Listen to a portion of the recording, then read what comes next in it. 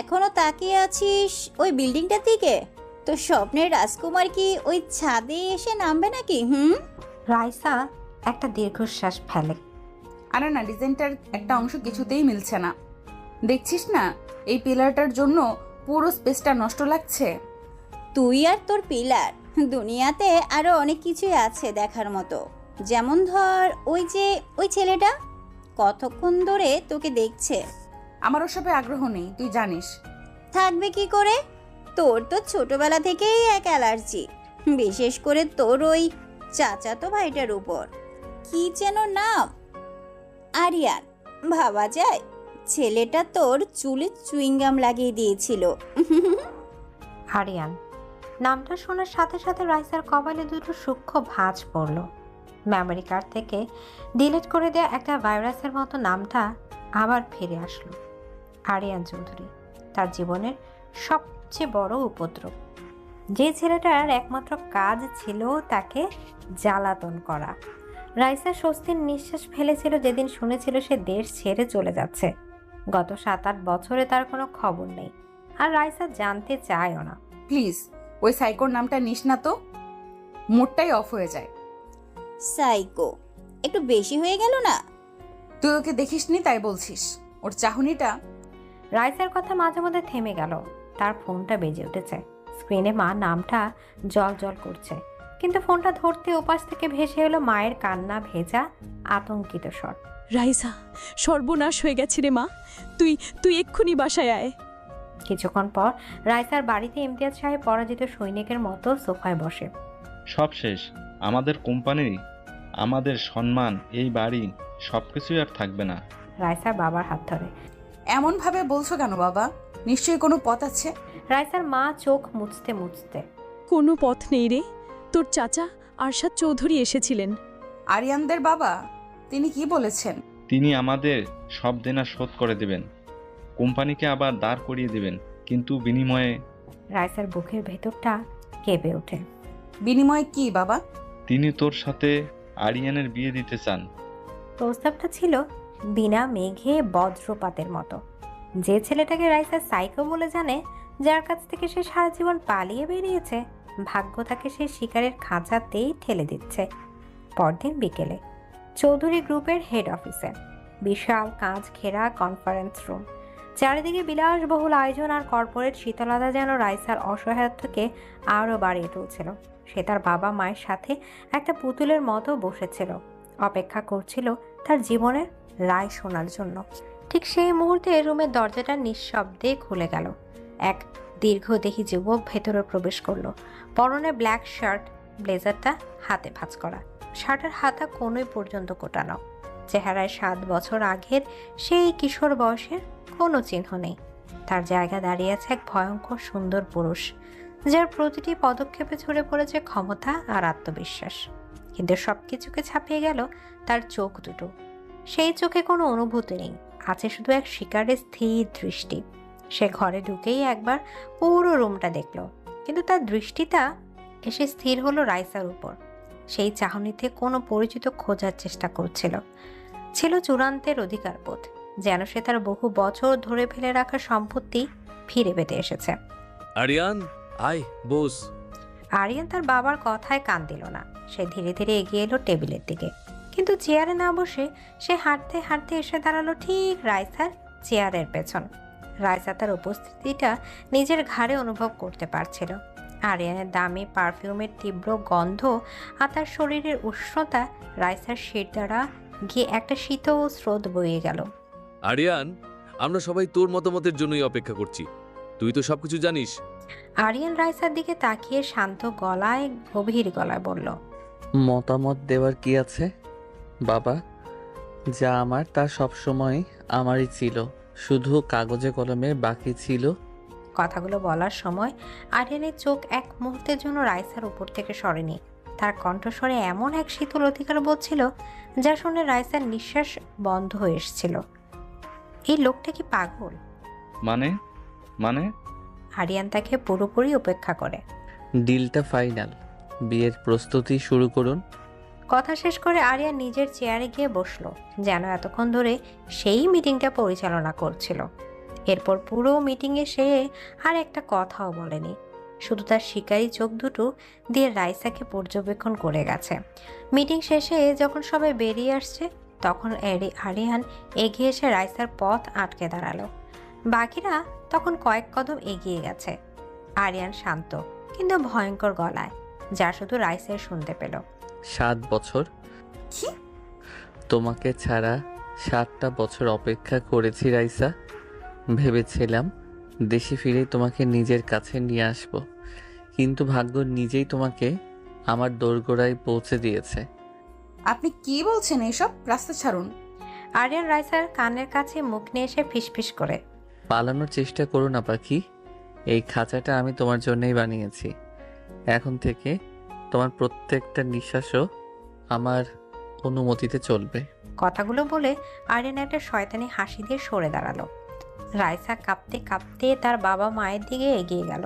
তার মনে হচ্ছিল সে কোনো বিয়ের চুক্তিতে সই করতে আসেনি, সে এসেছে এক ভালোবাসার সাইকোর হাতে নিজেকে বলে দিতে। তার বজ্জাত চাচাতো ভাই শুধু ডেভিল হয়ে ফেরেনি, সে ফিরেছে এক ভয়ঙ্কর শিকারী হয়ে, আর রাইসা তার একমাত্র শিকারী। আরিয়ান সেই ফিসফিস করে বলা কথাগুলো রাইসার কানে গরম সীসার মতো প্রবেশ করছিল। 7 বছর অপেক্ষা করেছি, এই বাক্যটা যেন একটা অশুভ মন্ত্রের মতো তার মাথার ভেতর ঘুরপাক খাচ্ছিল। বাড়ি ফিরে পুরো পথটা সে একটা কথা বলতে পারেনি। তার বাবা মা হয়তো ভেবেছিল সে দুঃখে বা লজ্জায় চুপ করে আছে, কিন্তু রাইসা চুপ ছিল ভয়ে। এক অজানা ভয়ঙ্কর ভয়ে তার পুরো শরীরটা যেন অবশ হয়ে গিয়েছিল। বিয়ের আগের 3 দিন রাইসার বাড়িতে। বাবা, আমি শেষবারের মতো বলছি, আমি এই বিয়েটা করতে পারবো না। লোকটা নর্মাল না বাবা, ও একটা সাইকো। এখন আর এসব বলে কোনো লাভ নেই মা। তোর চাচার বিয়ের কার্ড ছাপিয়ে বিলি করা শুরু করে দিয়েছে। এখন যদি তুই না করিস তাহলে শুধু আমাদের কোম্পানি নয়, আমাদের সম্মানটাও ধুলে মিশে যাবে। আরিয়ান হয়তো ছোটবেলায় একটু অন্যরকম ছিল, কিন্তু এখন সে অনেক বড় কোম্পানির মালিক, সে নিশ্চয়ই বদলে গেছে। তুই একটু মানিয়ে নেওয়ার চেষ্টা করিস মা। রাইসা বুঝতে পারছিল এই দেয়ালের সাথে মাথা ঠুকে আর কোনো লাভ নেই। তার বাবা মা আরিয়ানের আসল রূপটা দেখতে পাচ্ছে না, তারা দেখছেন শুধু তাদের উদ্ধারকর্তাকে। রাইসা একা, সম্পূর্ণ একা এই লড়াইয়ে। পরদিন সকালে দরজায় ডেলিভারি ম্যান এসে হাজির। রাইসার নামে কয়েকটা বিশাল বাক্স এসেছে চৌধুরী গ্রুপ থেকে। বাক্স খুলতে বেরিয়ে এলো নামি দামি ব্র্যান্ডের শাড়ি, লেহেঙ্গা, গাউন আর ওয়েস্টার্ন পোশাক, সাথে গহনা আর পারফিউম। দেখ, আরিয়ান তোর জন্য কত কি পাঠিয়েছে। ছেলেটা তোর কতটা খেয়াল রাখে। কিন্তু রাইসার চোখ আটকে ছিল একটা ছোট্ট কালো বক্সের উপর। সেটা খুলতেই বেরিয়ে এলো লেটেস্ট মডেলের একটা মোবাইল ফোন। ফোনটা অন করতে স্ক্রিনে একটা মেসেজ ভেসে উঠল। আমার দেওয়া উপহারগুলো নিশ্চয়ই তোমার পছন্দ হয়েছে পাখি। এখন থেকে তুমি শুধু এই ফোনটাই ব্যবহার করবে। আর হ্যাঁ, কষ্ট করে নম্বর সেভ করার দরকার নেই, এখানে শুধু একজনেরই নম্বর আছে, তোমার মালিকের। রাইসা কন্ট্যাক্ট লিস্ট খুলে দেখলো সত্যি সেখানে শুধু একটা নাম সেভ করা, আরিয়ান। তার পুরনো ফোনটা আরিয়ানের লোক কখন যে নিষ্ক্রিয় করে দিয়েছে সে সেটা টেরও পায়নি। এটা উপহার ছিল না, ছিল তার জগৎটাকে ছোট করে এনে একজনের মধ্যে সীমাবদ্ধ করে দেওয়ার প্রথম ধাপ। বিয়ের দিন কাজী অফিসে আরিয়ানের পাঠানো একটা মেরুন রঙের শাড়ি পরে রাইসা যন্ত্রের মতো বসেছিল। তাকে পুতুলের মতো সাজানো হয়েছে, যে পুতুলে নিজের কোনো ইচ্ছা নেই। আরিয়ান তার পাশে বসেছিল একটা কালো শেরওয়ানিতে। তাকে রাজার মতো দেখাচ্ছিল, এক বিজয়ী রাজা যে তার সবচেয়ে কাঙ্ক্ষিত রাজ্যকে দখল করতে চলেছে। মা, আপনি কবুল বলুন। রাইসা চুপ রইল, তার মুখ দিয়ে একটা শব্দ বের হচ্ছিল না। সে কিভাবে বলবে কবুল? কিভাবে সে নিজের জীবনটাকে শয়তানের হাতে তুলে দেবে? কি হলো মা, কবুল বলো। রাইসা তবুও চুপ। ঠিক সেই মুহূর্তে সে তার কানের কাছে আরিয়ানের শীতল নিঃশ্বাস অনুভব করলো। আরিয়ান শুধু রাইসা শুনতে পায় এমন গলায়। 1 সেকেন্ডের মধ্যে কবুল বলো রাইসা, না হলে কালকের সূর্য ওঠার আগেই তোমার বাবা রাস্তায় দাঁড়িয়ে ভিক্ষা করবে। আমি নিজের হাতে তার কোম্পানিটাকে এমনভাবে ধ্বংস করব যে তোমাদের অস্তিত্বই মুছে যাবে। হুমকিটা এতই শীতল আর স্পষ্ট ছিল যে রাইসার পুরো শরীরটা ভয়ে কেঁপে উঠল। সে চোখ বন্ধ করে নিল। তার সামনে তখন শুধু তার অসহায় বাবার মুখটা ভেসেছিল। কবুল। শব্দটা তার মুখ থেকে নয়, যেন আত্মা থেকে বেরিয়ে এলো। বাবা, আপনি বলুন। আরিয়ান বিজয়ের মতো হাসি মুখে স্পষ্ট এবং দৃঢ় গলায়। কবুল। আরিয়ান যখন আংটি পরাতে গেল, তখন সে রাইসার হাতটা এমন শক্ত করে ধরলো যে রাইসার আঙুলে ব্যথা হতে লাগলো। সে শুধু আংটিটা পরালো না, তার অধিকারের একটা ছাপ বসিয়ে দিল। চৌধুরী মেনশনে গাড়িতে পুরোটা পথ আরিয়ান কোনো কথা বলেনি, কিন্তু তার তীব্র দৃষ্টি একবারও রাইসার উপর থেকেও সরেনি। সেই দৃষ্টিতে রাইসার মনে হচ্ছিল একটা ক্ষুধার্ত নেকড়ে তার শিকারকে মাপছে। বাড়িতে ঢোকার পর আরিয়ান তাকে অনুসরণ করতে ইশারা করলো। বিশাল সিঁড়ি বেয়ে সে রাইসাকে নিয়ে এলো দোতলার একটা ঘরের সামনে। এটা ছিল মাস্টার বেডরুম। এটা তো আপনার ঘর, আমার ঘর কোনটা? আরিয়ান দরজা খুলে ভেতরে ঢুকে। আজ থেকে এটাই তোমার ঘর, এটাই তোমার পৃথিবী। অসম্ভব, আমি আপনার সাথে এক ঘরে থাকবো না। আমাদের কথা হয়েছিল। আমাদের কোনো কথা হয়নি রাইসা, কথা শুধু আমি বলেছি আর তুমি শুনেছ। আমি আমার শিকারকে চোখের আড়াল করি না, বিশেষ করে যখন শিকারটা তোমার মতো সুন্দর আর অবাধ্য হয়। আরিয়ান ঘরের বিশাল ওয়াক ইন ক্লজেটের দরজাটা খুললো। এক পাশে তার স্যুট আর শার্ট ঝোলানো, আর অন্য পাশটা পুরোপুরি খালি। তোমার জন্য যা যা লাগবে সব এখানে চলে আসবে। তোমার পুরনো জীবনের কোনো কিছুর আর তোমার প্রয়োজন নেই। আপনি আমার জীবনটা নিয়ন্ত্রণ করার কে? আমি আপনার সম্পত্তি নই। আরিয়ান ধীর পায়ে রাইসার দিকে এগিয়ে এসে। ঠিক এই কথাটা শোনার জন্যই অপেক্ষা করছিলাম।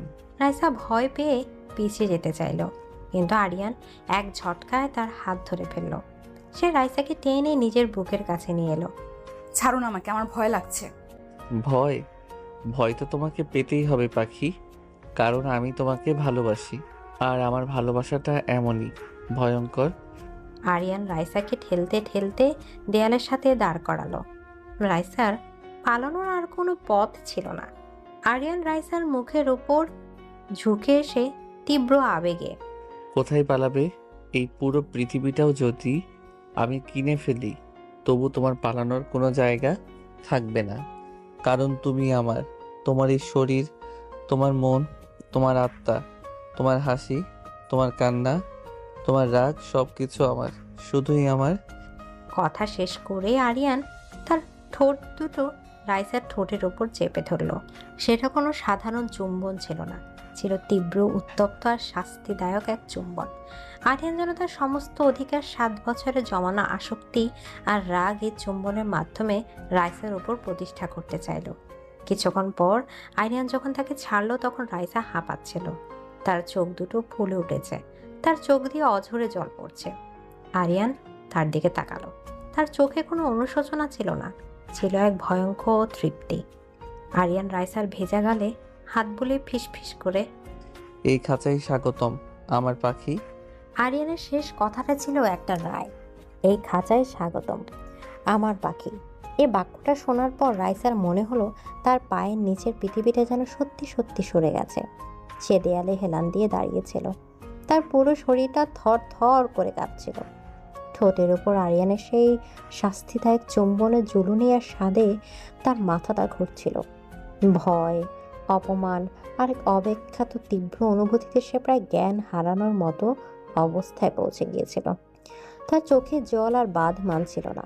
সে ধীরে ধীরে দেয়াল বেয়ে মেঝেতে বসে পড়ল, 2 হাতে মুখ ঢেকে কান্নায় ভেঙে পড়ল। তার 17 বছরের স্বপ্ন, তার স্বাধীনতা, তার ছোট্ট গোছানো জগৎটা, সবকিছু এক রাতের মধ্যে কিভাবে দুঃস্বপ্নে পরিণত হতে পারে। আরিয়ান ধীর পায়ে রাইসার সামনে এসে হাঁটু গেড়ে বসে। কাঁদবে না? আরিয়ানের গলাটা ছিল অস্বাভাবিক নরম, যা তার আগের ভয়ঙ্কর রূপের সাথে একেবারেই মিলছিল না। এই নরম স্বরটা যেন সাপের হিসহিসের মতো আরো ভয়ঙ্কর শোনালো। আমার কাছে আসবেন না প্লিজ, আমাকে একা ছেড়ে দিন।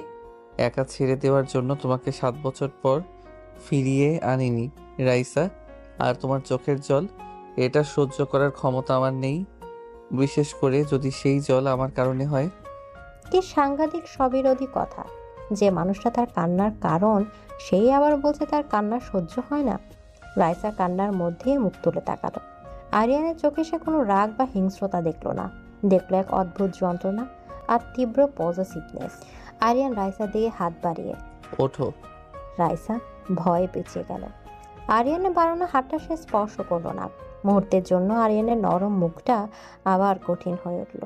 তার চোয়াল শক্ত হয়ে গেল, কিন্তু সে নিজেকে সামাল নিল। আরিয়ান উঠে দাঁড়িয়ে শীতল গলায়, বেশ, আমার স্পর্শ যদি তোমার এতই বিষ মনে হয় তাহলে তাই সই, কিন্তু আমার হুকুম তোমাকে মানতেই হবে। যাও, ফ্রেশ হয়ে এসো, ওয়াশরুমে তোমার জন্য কাপড় রাখা আছে। রাইসা দেখলো আরিয়ান যেদিকে ইশারা করলো সেখানে একটা চেয়ারের উপর একটা সুন্দর সিল্কের নাইট গাউন ভাঁজ করে রাখা। লোকটা কতটা পূর্ব পরিকল্পিত! তার মানে সে প্রথম থেকেই জানতো আজ রাতে রাইসা এই ঘরেই থাকবে। কিছুক্ষণ পর রাইসা যখন ফ্রেশ হয়ে বেরোলো তখন সে দেখলো ঘরের পরিবেশটা বদলে গেছে। ঘরের সাথে লাগোয়া ব্যালকনিতে একটা ছোট্ট সুন্দর টেবিল সাজানো হয়েছে।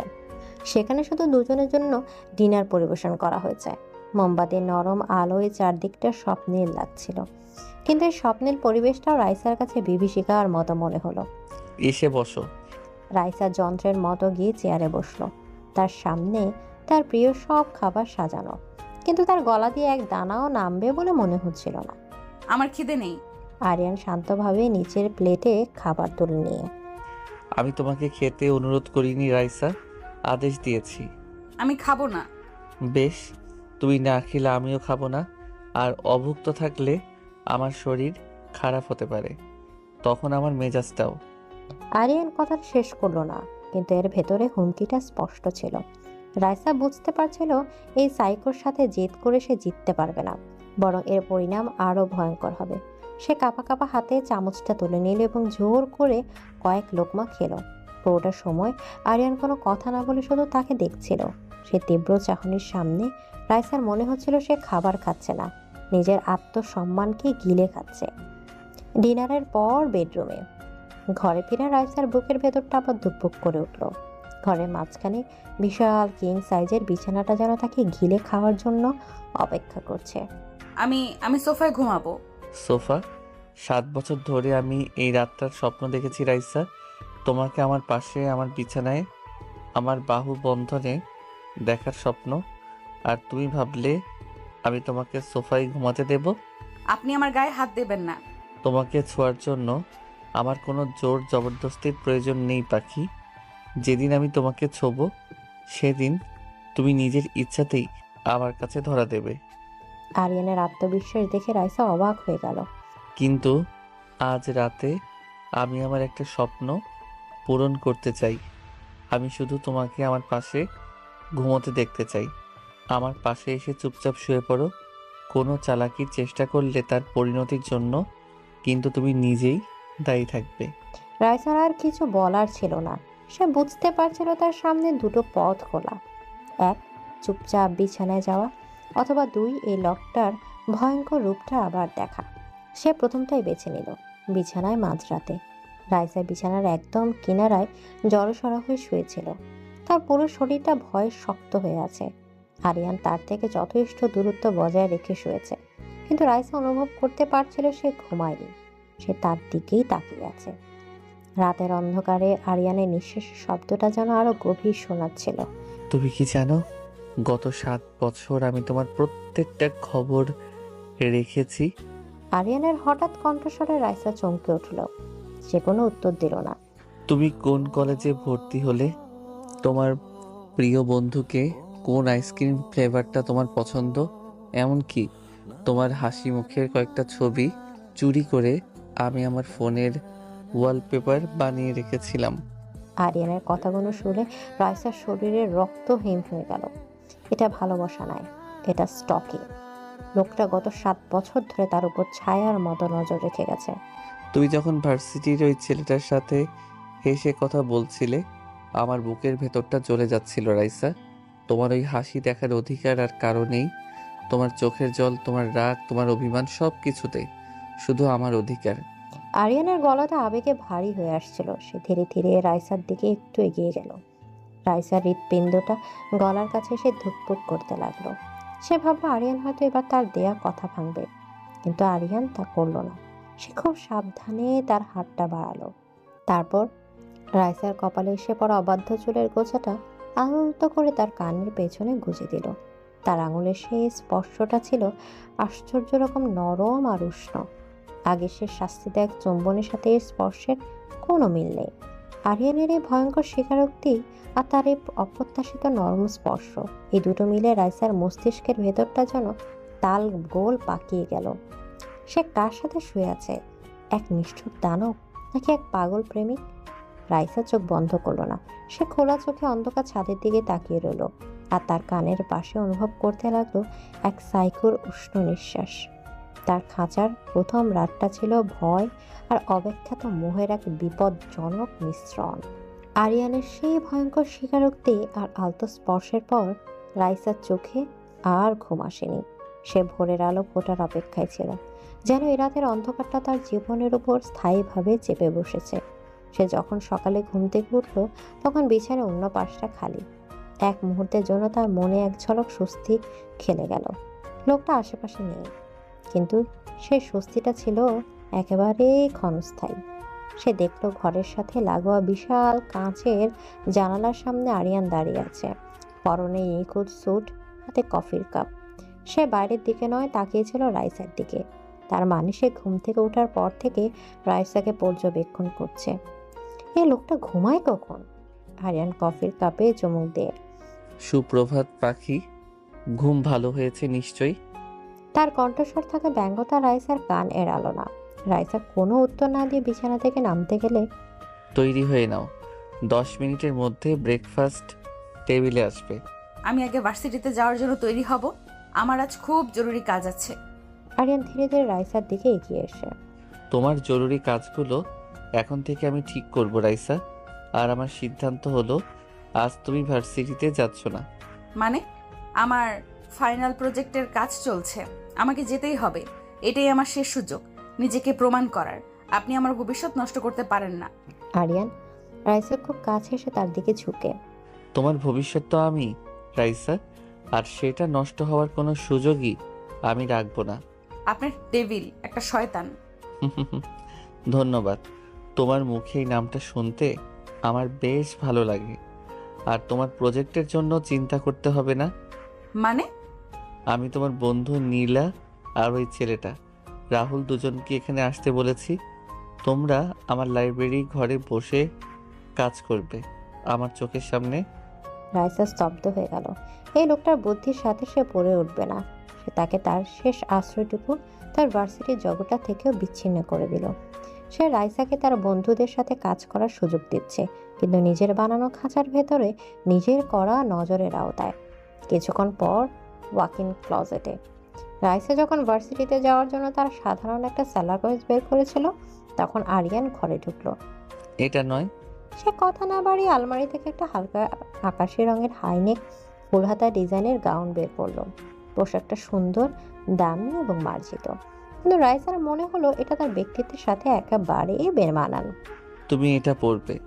আমি আপনার সাজানো পুতুল নই যে আপনি যা বলবেন আমি তাই পরবো।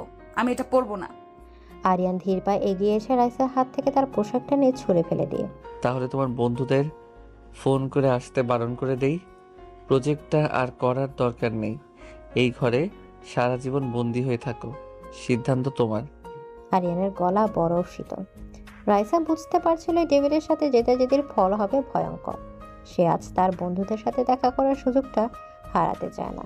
সে দাঁতে দাঁত চেপে আরিয়ানের বেছে দেয়া পোশাকটা হাতে তুলে নিল। গুড গার্ল, ঠিক এইভাবেই আমার সব কথা শুনবে। তাহলে দেখবে এই খাঁচাটাও তোমার কাছে স্বর্গের মতো মনে হবে। কিরে, তোকে তো রাজকন্যার মতো লাগছে, কিন্তু তোর মুখটা এমন শুকনো কেন? আর এই লোকটা এখানে কি করছে? ঘরের অন্য প্রান্তে একটা বিশাল এক কাঠের ডেস্কে আরিয়ান তার ল্যাপটপ নিয়ে বসেছিল। সে এমনভাবে কাজ করছিল যেন সে তাদের অস্তিত্ব সম্পর্কে সচেতনই নয়, কিন্তু তার তীক্ষ্ণ নজর যে তাদের উপরে স্থির সেটা বুঝতে রাইসার এক মুহূর্তও লাগেনি। রাহুল একটু ইতস্তত করে, রাইসা, চলো তাহলে কাজটা শুরু করি। ওই ডিজাইনটা। হ্যাঁ চল। তারা কাজে ডুব দেওয়ার যথেষ্ট চেষ্টা করছিল, কিন্তু পরিবেশটা ছিল খুবই অস্বস্তিকর। আরিয়ানের উপস্থিতি পুরো ঘরটাকে ভারী করে রেখেছিল। নীলা বারবার আর চোখে আরিয়ানকে দেখছিল আর রাইসাকে ইশারা করছিল। রাইসা শুধু তাকে চুপ থাকতে বলেছিল। রাহুল একটা ডিজাইনের দিকে তাকিয়ে হেসে। আরে এই অংশটা তো পুরোপুরি ভুল করছো, তোমাকে না বলছিলাম। রাহুল হাসতে হাসতে যখন রাইসার খাতার উপর ঝুঁকে পড়ছিল, তখন হঠাৎ করে ঘর কাঁপিয়ে একটা শব্দ হলো। সবাই চমকে সেদিকে তাকালো। আরিয়ানের হাত থেকে একটা ভারী পেপার ওয়েট মেঝেতে পড়ে গেছে। সরি, হাত থেকে পিছলে গেল, তোমরা কাজ করো। তার গলার স্বর শান্ত থাকলেও তার চোখ দুটোতে তখন আগুন জ্বলছিল। সে আগুনটা সরাসরি রাহুলের দিকে নির্দেশ করা ছিল। রাহুল ছেলেটা বুদ্ধিমান, সেই চাহনির অর্থ বুঝতে পেরে সঙ্গে সঙ্গে রাইসার কাছ থেকে কিছুটা দূরে সরে বসলো। কাজ প্রায় শেষের দিকে, সবাই একটু রিল্যাক্স হয়ে নিজেদের মধ্যে কথা বলছিল। রাহুল একটা ব্লু প্রিন্ট দেখানোর জন্য রাইসার দিকে বাড়ালো। ঠিক সেই মুহূর্তে একেবারে অনিচ্ছাকৃতভাবে রাহুলের আঙুল রাইসার হাতের সাথে সামান্য ছুঁয়ে গেল। আর ঠিক তখনই আরও একটা শব্দ হলো, হঠাৎ। সবাই দেখলো আরিয়ানের হাতে থাকা দামি পার্কার পেনটা সে অবলীলায় 2 টুকরো করে ভেঙে ফেলেছে। তার মুখে কোনো অভিব্যক্তি নেই, কিন্তু তার সাদা হয়ে যাওয়া আঙুলের গঠগুলো তার ভেতরের দগদগে রাগের জানান দিচ্ছিল। আরিয়ান ধীরে ধীরে উঠে দাঁড়ালো। তারপর মুখে একটা সৌজন্যমূলক হাসি ফুটিয়ে রাহুলের দিকে এগিয়ে গেল। রাহুল, তাই না? তোমার বাবা তো রহমান গ্রুপের managing director, mister Ashfakur Rahman. Rahul তো ভয়ে ঢোক গেল। জি জি আঙ্কেল। আরিয়ান তার কাঁধে হাত রেখে, গত মাসে তিনি আমাদের সাথে একটা বড় কন্ট্রাক্টের জন্য এসেছিলেন। ডিলটা প্রায় ফাইনাল হয়েও আটকে আছে। দেখো কি করা যায়। আরিয়ানের গলার স্বর ছিল মধুর, কিন্তু তার ভেতরে হুমকিটা ছিল সাপের বিষের মতো ঠান্ডা। রাহুলের মুখটা ভয়ে সাদা হয়ে গেল।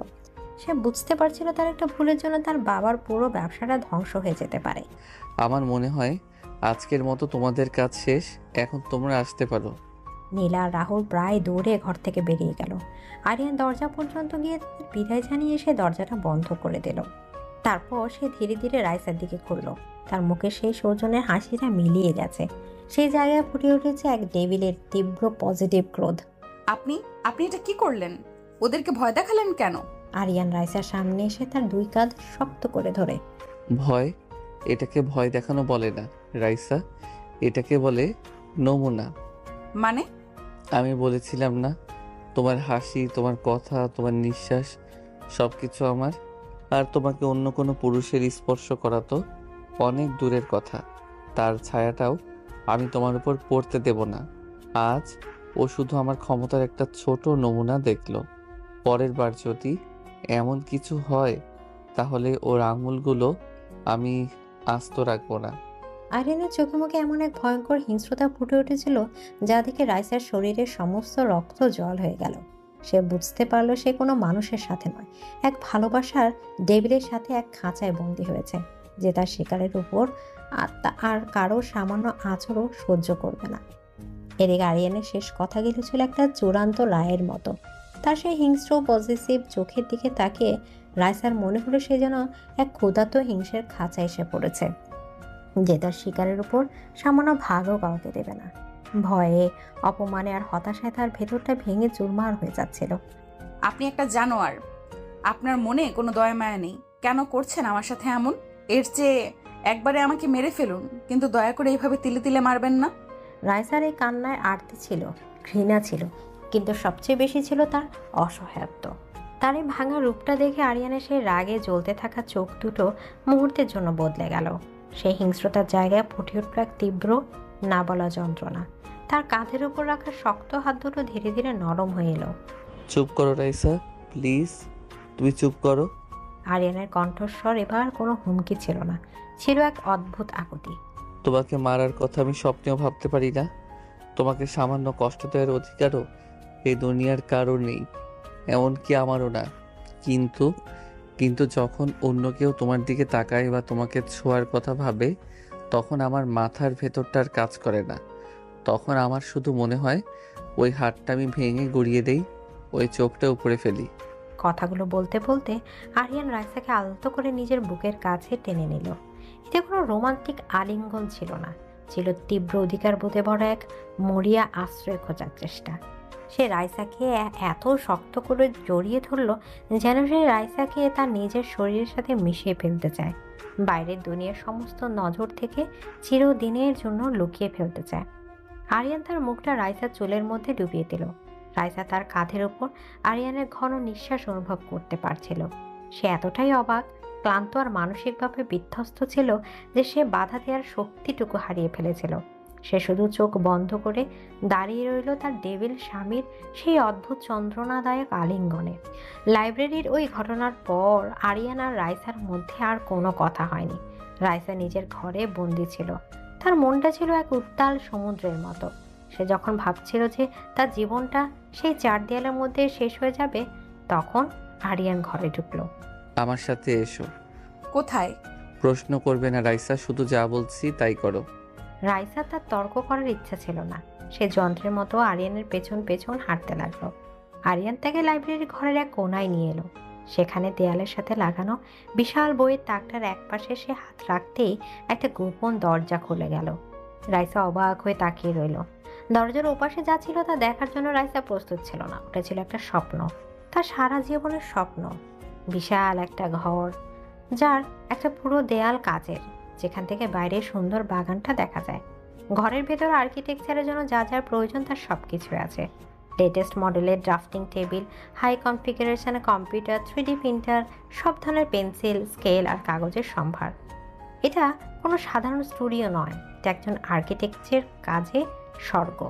রাইসা অবিশ্বাসের দৃষ্টিতে কাঁপা গলায়, এটা কি?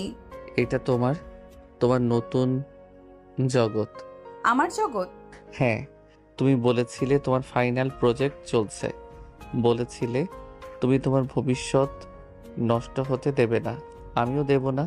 তাই তোমার ভবিষ্যৎ, তোমার স্বপ্নকে আমি এই খাঁচার ভেতরেই নিয়ে এসেছি। আরিয়ানের কথাগুলো শুনে রাইসার মাথা কাজ করা বন্ধ করে দিয়েছিল। এই লোকটা কি দিয়ে তৈরি? সকালে যে মানুষটা তার বন্ধুদের সামনে তাকে অপমান করলো, যে তার বন্ধুকে প্রায় হুমকি দিয়ে তাড়িয়ে দিল, সেই মানুষটা তার স্বপ্নের জন্য এমন একটা জগৎ তৈরি করে রেখেছে।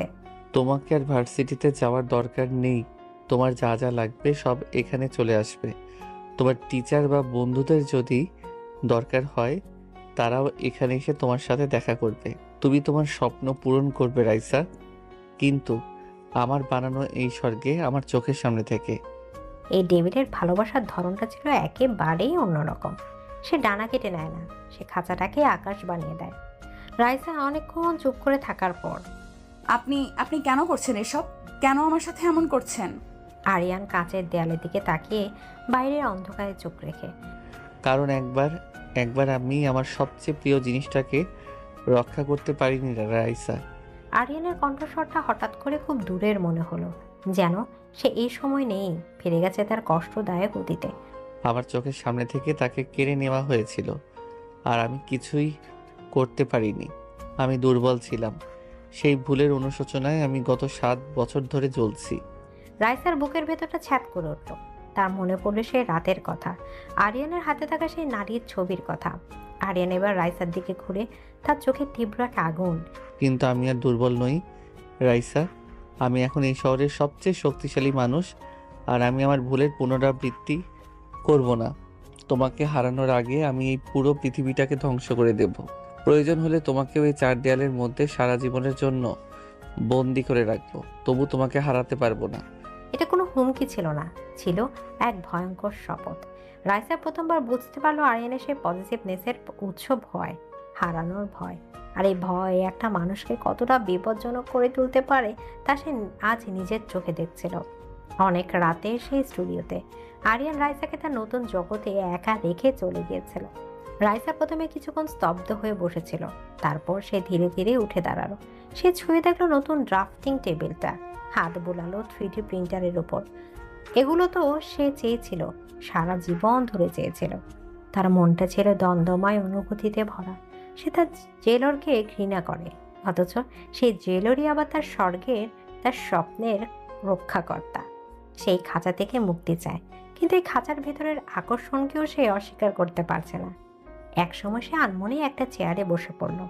সামনে রাখা সাদা কাগজের উপর তুলে নিল একটা শার্প পেন্সিল। তারপর তার অজান্তেই তার আঙুলগুলো চলতে শুরু করলো। ডিজাইন করাটা তার নিঃশ্বাস নেওয়ার মতো। এই মুহূর্তে এটাই ছিল তার একমাত্র মুক্তির পথ। কখন যে সে কাজ করতে করতে ক্লান্ত হয়ে ডেস্কের উপরে মাথা রেখে ঘুমিয়ে পড়েছিল সে টের পায়নি। আরিয়ান যখন মাঝরাতে তাকে দেখতে এলো তখন সে দেখলো রাইসা ঘুমিয়ে আছে। তার মুখটা ঘুমের মধ্যে নিষ্পাপ শিশুদের মতো লাগছে। তার এলোমেলো চুলগুলো মুখের ওপর এসে পড়েছে, চারদিকে ছড়িয়ে আছে তার আঁকা স্কেচ। আরিয়ানের সেই ডেভিল সুলভ কঠিন মুখটা মুহূর্তে নরম হয়ে গেল। সে ঘুমন্ত মুখটার দিকে তাকিয়ে তার মনে হলো এই শান্তির জন্য সে পৃথিবীর যে কোনো শক্তির সাথে লড়তে পারে। সে খুব সাবধানে কোনো শব্দ না করে রাইসার কাছে এগিয়ে গেল।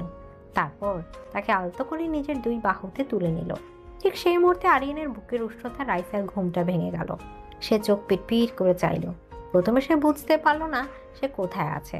তারপর সে দেখলো সে তার ডেভিল স্বামীর বলিষ্ঠ বাহু বন্ধনে বন্দী। সে তাকে কোলে তুলে নিয়ে বেডরুমের দিকে এগিয়ে যাচ্ছে। রাইসা চমকে উঠেছিল, কিন্তু অদ্ভুতভাবে সে চিৎকার করলো না, বাধা দিল না। সে শুধু তার স্বামীর মুখের দিকে তাকিয়ে রইল। রাতের অন্ধকারে আরিয়ানের চোখে সে কোনো হিংস্রতা দেখল না, দেখলো এক গভীর তীব্র আবেগ আর না বলা ভালোবাসা। এই প্রথমবার তারা জেলরের বাহু বন্ধনে রাইসার নিজেকে সুরক্ষিত মনে হলো। আরিয়ানের বলিষ্ঠ বাহুবন্ধনে নিজেকে আবিষ্কার করে রাইসার পৃথিবীটা যেন এক মুহূর্তের জন্য থেমে গিয়েছিল। তার মস্তিষ্ক তাকে চিৎকার করে জানান দিচ্ছিল যে এটা বিপদ, এটা একটা ফাঁদ। কিন্তু তার ক্লান্ত শরীর আর বিভ্রান্ত মন সেই বিপদের সংকেতটাকে উপেক্ষা করেছিল। সে দেখেছিল শুধু একজোড়া গভীর চোখ, যে চোখে হিংস্রতার বদলে ছিল এক তীব্র আগলে রাখার আকটে। আরিয়ান কোনো কথা না বলে ধীর পায়ে তাকে নিয়ে বেডরুমের দিকে এগিয়ে গেল। রাইসার নিঃশ্বাসের সাথে তার দামি পারফিউমের পৌরুষালী গন্ধটা মিশে যাচ্ছিল, যা তার অনুভূতির জগৎকে আরো বেশি তাল গোল পাকিয়ে দিচ্ছিল। আরিয়ান খুব সাবধানে তাকে বিছানায় শুয়ে দিল, যেন রাইসা কাচে তৈরি কোনো ভঙ্গুর পুতুল। সে যখন রাইসার উপর থেকে কম্বলটা টেনে দিচ্ছিল তখন রাইসা ফিসফিস করে উঠল। আমি আমি একা থাকতে পারবো। আরিয়ান রাইসার দিকে ঝুঁকে তার মুখের উপর এসে পড়া চুলগুলো আলতো করে সরিয়ে দিয়ে, তোমার জায়গা ডেস্কের উপর নয় রাইসা, তোমার জায়গা এখানে আমার পাশে। তার কণ্ঠস্বরটা ছিল রাতের মতোই গভীর আর শান্ত। সে উঠে দাঁড়ালো এবং ঘরের আলোটা কমিয়ে দিল। তারপর বিছানার অন্য পাশে এসে শুয়ে পড়ল। কিন্তু এবার সে রাইসার দিকে মুখ করে শুলো না, বরং ছাদের দিকে তাকিয়ে রইল। ঘুমিয়ে পড়ো পাখি, কাল তোমার জন্য খুব গুরুত্বপূর্ণ একটা দিন। আরিয়ানের এই অপ্রত্যাশিত শান্ত আচরণে রাইসা আরো বেশি অবাক হলো। সে কোনো উত্তর না দিয়ে চোখ বন্ধ করলো, কিন্তু তার বুকের ভেতরটা ধুকপুক করছিল। এই প্রথমবার এই ডেভিলের পাশে শুয়ে তার নিজেকে বন্দী মনে হলো না। মনে হলো সে এক জটিল ধাঁধার সম্মুখীন হয়েছে, যার সমাধান করা প্রায় অসম্ভব। পরদিন সকালে রাইসার যখন ঘুম ভাঙলো তখন সকালে নরম আলোয় ঘরটা ভরে গেছে। সে দেখলো বিছানায় সে একা, আরিয়ান নেই। সে ধড়মড় করে উঠে বসলো। কাল রাতের ঘটনাগুলো তার কাছে স্বপ্নের মতো মনে হচ্ছিল। ঠিক তখনই তার চোখ পড়লো বেডসাইড টেবিলের উপর। সেখানে একটি কাচের ফুলদানিতে রাখা আছে রক্তিম এক গোলাপ, আর তার পাশে রাখা একটা ছোট নোট। তোমার স্টুডিও অপেক্ষা করছে। নোটটাতে কোনো ভালোবাসার কথা ছিল না, কিন্তু কেন যেন রাইসার ভেতরটা একটু অন্যরকম অনুভূতিতে ভরে গেল। সে টেবিলে রাখা ব্রেকফাস্টের দিকে তাকালো। আরিয়ানের রুচি আর শাসনের ছাপ সবখানে স্পষ্ট। ব্রেকফাস্টের পর স্টুডিওতে রাইসা যখন স্টুডিওতে ঢুকলো সে দেখলো আরিয়ান সেখানে আগে থেকে উপস্থিত। সে একটা ড্রাফটিং টেবিলের উপর ঝুঁকে রাইসার রাতের আঁকা স্কেচটা দেখছিল। আপনি এখানে? আপনার না অফিসে যাওয়ার কথা? আমার অফিস সেখানেই, যেখানে আমার সবচেয়ে মূল্যবান সম্পত্তিটা থাকে। এদিকে আরিয়ানের কথায় রাইসা আর প্রতিবাদ করল না। সে চুপচাপ নিজের কাজে মনোযোগ দেওয়ার চেষ্টা করলো। তোমার ডিজাইনের কনসেপ্টটা ইন্টারেস্টিং, একটা পাবলিক লাইব্রেরির ডিজাইন যেখানে প্রকৃতি আর স্থাপত্য একে অপরের সাথে মিশে যাবে। কিন্তু এই যে কাচের ছাদটা তুমি ডিজাইন করেছো, এটা লোড বেয়ারিং স্ট্রাকচার নিয়ে ভেবেছো। আমাদের দেশের আবহাওয়ায় এটা রক্ষণাবেক্ষণ করাটা খুব কঠিন হবে। রাইসা অবাক হয়ে গেল। সে ভাবতেও পারেনি আরিয়ান, যে কিনা একজন নির্দয় ব্যবসায়ী, সে আর্কিটেকচারের এত কঠিন বিষয়গুলো বুঝবে। সে তার নিজের অজান্তেই আরিয়ানের সাথে তার ডিজাইন নিয়ে আলোচনা মগ্ন হয়ে গেল।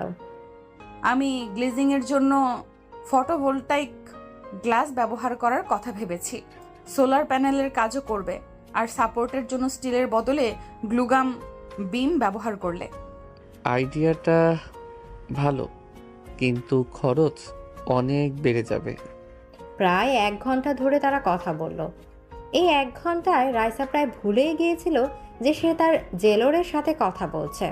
তার মনে হচ্ছিল সে তার কোনো প্রফেসরের সাথে তার স্বপ্নের প্রজেক্ট নিয়ে আলোচনা করছে। আরিয়ানের চোখে সে প্রথমবারের মতো দেখছিল মুগ্ধতা, যা তার পজেসিভ চাহনির থেকে একদম আলাদা।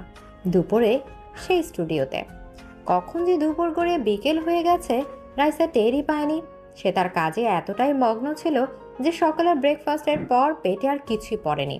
হঠাৎ দরজায় শব্দ হওয়ায় সে মুখ তুলে তাকালো। আরিয়ান দাঁড়িয়ে আছে, তার হাতে একটা খাবারের ট্রে। কাজের জন্য নিজের শরীরের ওপর অত্যাচার করাটা আমার নিয়মের বাইরে, রাইসা। আমার যখন ইচ্ছা হবে আমি তখন খাবো, আপনার ভাবতে হবে না। আরিয়ান ট্রেটা টেবিলের উপর রেখে, আমার ভাবতে হবে, কারণ তোমার এই শরীরটার ওপরও এখন আমার অধিকার। আরিয়ানের কথা রাইসা রেগে কিছু বলতে যাবে তার আগে আরিয়ান ট্রে থেকে একটা স্যান্ডউইচের টুকরো তুলে রাইসার মুখের সামনে ধরল। খাও।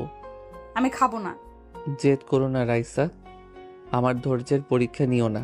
রাইসা মুখ ঘুরিয়ে নিল। তাদের মধ্যে এক নীরব যুদ্ধ শুরু হলো। আরিয়ানের চোখে অটল জেদ আর রাইসার চোখে তীব্র অবজ্ঞা। আরিয়ান এক দৃষ্টিতে তার দিকে তাকিয়ে রইল। সে দৃষ্টির তীব্রতার সামনে রাইসা ধীরে ধীরে দুর্বল হয়ে পড়েছিল। শেষ পর্যন্ত সে হার মানল। সে মুখ খুলতে আরিয়ানের স্যান্ডউইচের টুকরোটা তার মুখে পড়ে নিল। আরিয়ান নিজের হাতে রাইসাকে কয়েক টুকরো স্যান্ডউইচ আর ফল খাইয়ে দিল। এই দৃশ্যটা ছিল অদ্ভুত। এটা ছিল একই সাথে এক চরম নিয়ন্ত্রণের প্রকাশ, আবার এক গভীর যত্নের বহিঃপ্রকাশ। রাইসার নিজেকে এক পোষা পাখি মনে হচ্ছিল, যাকে তার মালিক নিজের হাতে খাইয়ে দিচ্ছে। রাইসা যখন খাচ্ছিল তখন তার চোখ হঠাৎ করে আরিয়ানের শার্টের কলারের কাছে আটকে গেল।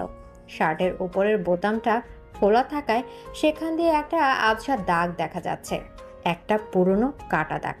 কি মনে করে রাইসা তার নিজের অজান্তে হাতটা বাড়ালো। তার আঙুলগুলো আলতো করে ছুঁয়ে গেল আরিয়ানের বুকের সেই কাটা দাগটায়। স্পর্শটা পেতে আরিয়ানের পুরো শরীরটা যেন পাথরের মতো শক্ত হয়ে গেল। এটা কিসের দাগ? প্রশ্নটা শোনার সাথে সাথে আরিয়ানের মুখে সেই শান্ত ভাবটা উধাও হয়ে গেল। তার চোখের মণিতে দেখা দিল এক গভীর অন্ধকার সমুদ্রের ঝড়। সেই যন্ত্রণা কাতর বিধ্বস্ত মুখটা আবার ফিরে এলো, যা রাইসা প্রথম রাতে স্টাডি রুমে দেখেছিল। আরিয়ান প্রায় ছিটকে সরে গেল। সে রাইসার হাতটা ধরে ফেলল। তার হাতের মুঠোটা ছিল বরফের মতো ঠান্ডা আর পাথরের মতো শক্ত।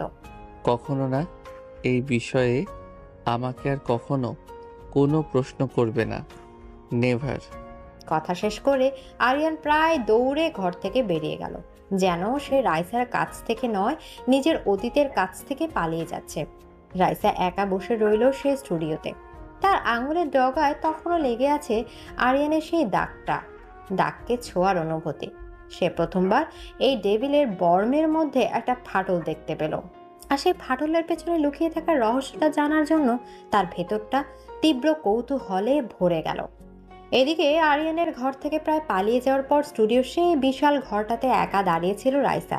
তার আঙুলের ডগায় তখনও লেগেছিল আরিয়ানের বুকের সেই দাগ কাটা ছোঁয়ার অনুভূতি।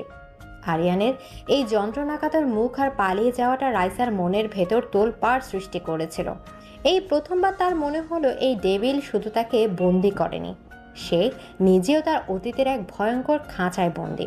সেদিন রাতে আরিয়ানের স্টাডি রুমের বাইরে রাতের খাবারটা রাইসা একাই খেয়েছিল।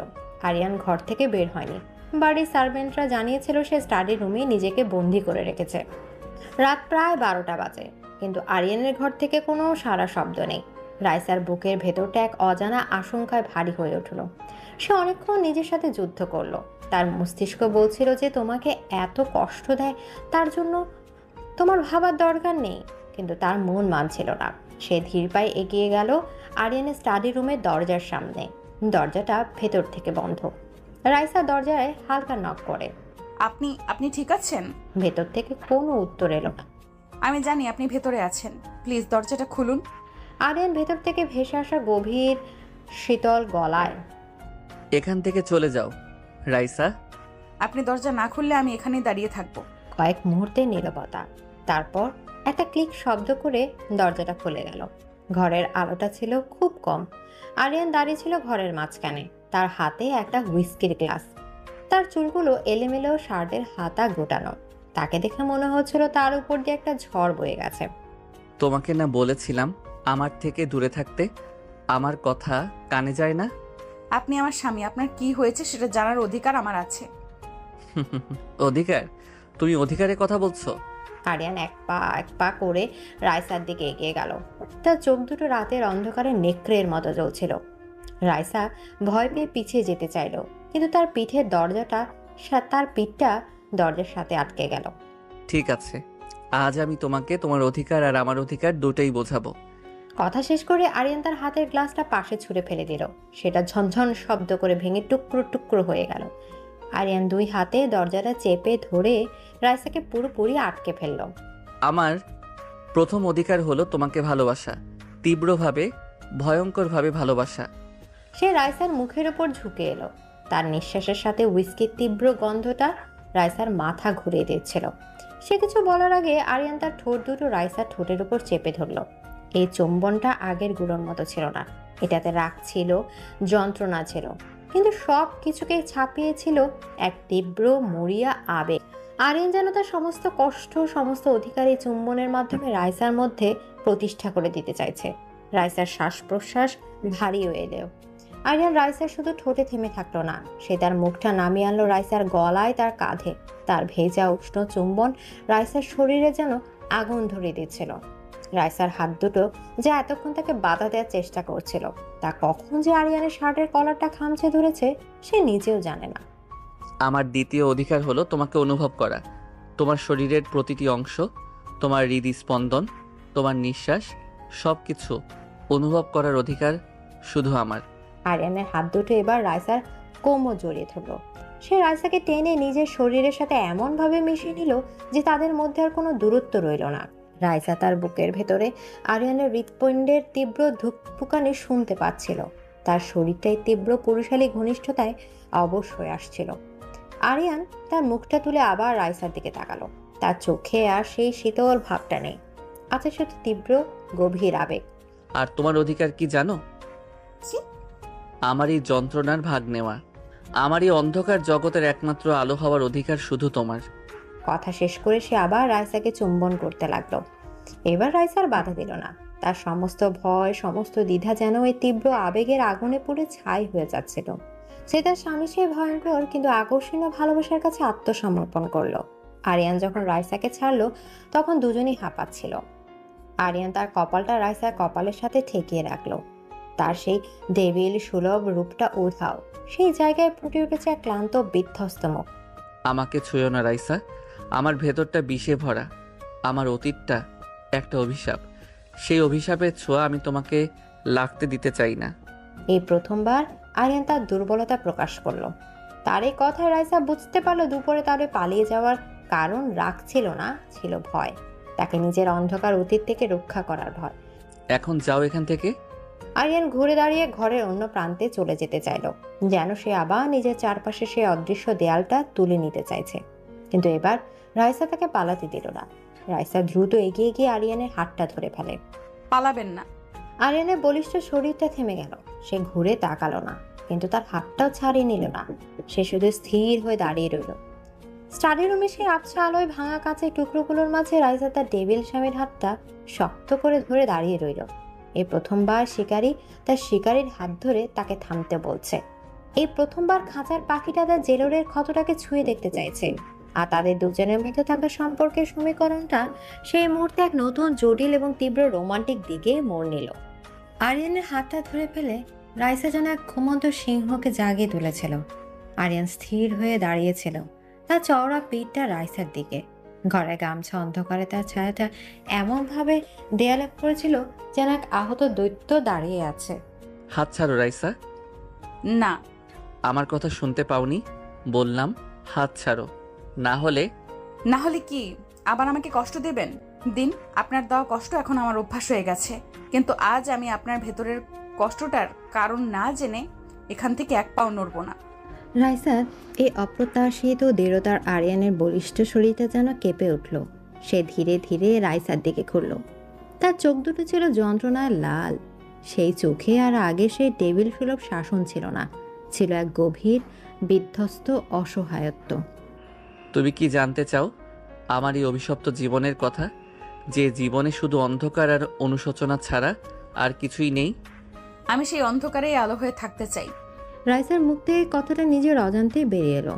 কথাটা শোনার পর আরিয়ানের চেহারার কঠিন ভাবটা যেন এক মুহূর্তে ভেঙে পড়ল। সে আর নিজেকে ধরে রাখতে পারল না। সে পাশের একটা সোফায় বসে পড়ল এবং 2 হাতে নিজের মুখটাও ঢেকে ফেলল। তার চওড়া কাঁধটা আবেগের তীব্রতায় অল্প অল্প কাঁপছিল। যে মানুষটি কয়েকদিন ধরে তার উপর স্টিম রোলারের মতো শাসন চালিয়েছে, আজ তার এই ভেঙে পড়া রূপটা দেখে রাইসার ভেতরটা মোচড় দিয়ে উঠল। তার সমস্ত ভয়, সমস্ত রাগ ধুয়ে গিয়ে সেই জায়গা জন্ম নিল এক তীব্র মায়া। রাইসা ধীর পায়ে এগিয়ে গেল। সে আরিয়ানের সামনে মেঝেতে হাঁটু গেড়ে বসল।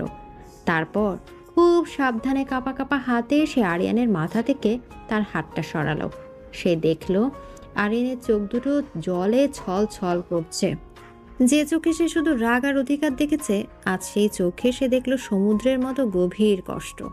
প্লিজ বলুন কি হয়েছে আপনার সাথে। আমাকে আপনার কষ্টের ভাগ নিতে দিন। তুমি ভাগ নিতে পারবে না রাইসা। এই ভার অনেক বেশি। এই ভার আমাকে গত 7 বছর ধরে জীবন্ত পুড়িয়ে মারছে। রাইসা কোনো কথা না বলে তার হাতটা বাড়িয়ে আরিয়ানের গালটা আলতো করে স্পর্শ করলো। তার আঙুলের ডগা দিয়ে সে আরিয়ানের চোখের কোণ থেকে গড়িয়ে পড়া এক ফোঁটা জল মুছে দিল। রাইসার এই নরম স্পর্শটা ছিল যেন শেষ আঘাত। আরিয়ানের সমস্ত নিয়ন্ত্রণ ভেঙে গেল। সে এক ঝটকায় রাইসাকে নিজের বুকের কাছে টেনে নিল। সে রাইসাকে জড়িয়ে ধরে তার কাঁধে মুখ গুজল, ঠিক যেমন এক অসহায় শিশু তার মায়ের কাছে আশ্রয় খোঁজে। রাইসা তার পিঠে আরিয়ানের উষ্ণ নিঃশ্বাস আর চোখের জলের ভেজা অনুভূতি পাচ্ছিল। রিয়া, ওর নাম ছিল রিয়া। রাইসা চুপ করে রইল। সে শুধু তার হাতটা আরিয়ানের পিঠের উপর রাখলো, তাকে ভরসা দেওয়ার জন্য। ও ছিল আমার বেস্ট ফ্রেন্ড, আমার খেলার সাথী, আমার চেয়ে 2 বছরের ছোট ছিল, আমার সব পাগলামির একমাত্র সঙ্গী। ওই ছবিটা যেটা তুমি দেখেছিলে ওটা ওরই ছবি। আরিয়ান বলতে লাগলো সেই ভয়ঙ্কর রাতের কথা। এক বৃষ্টির রাতে তারা গাড়ি নিয়ে লং ড্রাইভে বেরিয়েছিল। গাড়িটা আরিয়ান চালাচ্ছিল। একটা অ্যাক্সিডেন্ট, একটা মারাত্মক অ্যাক্সিডেন্ট। আমার চোখের সামনে গাড়িটা কয়েকবার পল্টি খেলো। আমি ওকে বাঁচাতে পারিনি রাইসা। আমার জন্য, শুধু আমার জন্য ও আজ আর নেই। আমার বুকের এই দাগটা, এটা সেই অ্যাক্সিডেন্টেরই চিহ্ন। এটা আমাকে প্রত্যেক মুহূর্তে মনে করিয়ে দেয় আমি একটা ব্যর্থ মানুষ। আমি আমার সবচেয়ে প্রিয়জনকে রক্ষা করতে পারিনি। আরিয়ানের কনফেশন শুনে রাইসার নিজের চোখ দিয়েও জল গড়িয়ে পড়ছিল। সে বুঝতে পারছিল আরিয়ানের এই ডেভিল হয়ে ওঠার পেছনের কারণটা। সে ভালোবাসার মানুষকে হারানোর ভয়ে এতটা আতঙ্কিত যে সে তার নতুন ভালোবাসাকে এক ভয়ঙ্কর খাঁচায় বন্দি করে রক্ষা করতে চায়। আরিয়ান রাইসার কাঁধ থেকে মুখটা তুলল। তার চোখ দুটো লাল, মুখটা ভেজা। সে রাইসার দিকে এমনভাবে তাকালো যেন রাইসাই তার জীবনের শেষ আশ্রয়। সে ধীরে ধীরে রাইসার মুখের দিকে ঝুঁকল। রাইসা এবার বাধা দিল না। সে চোখ বন্ধ করলো। আরিয়ান তার ঠোঁট দুটো লাগলো রাইসার ঠোঁটের ওপর।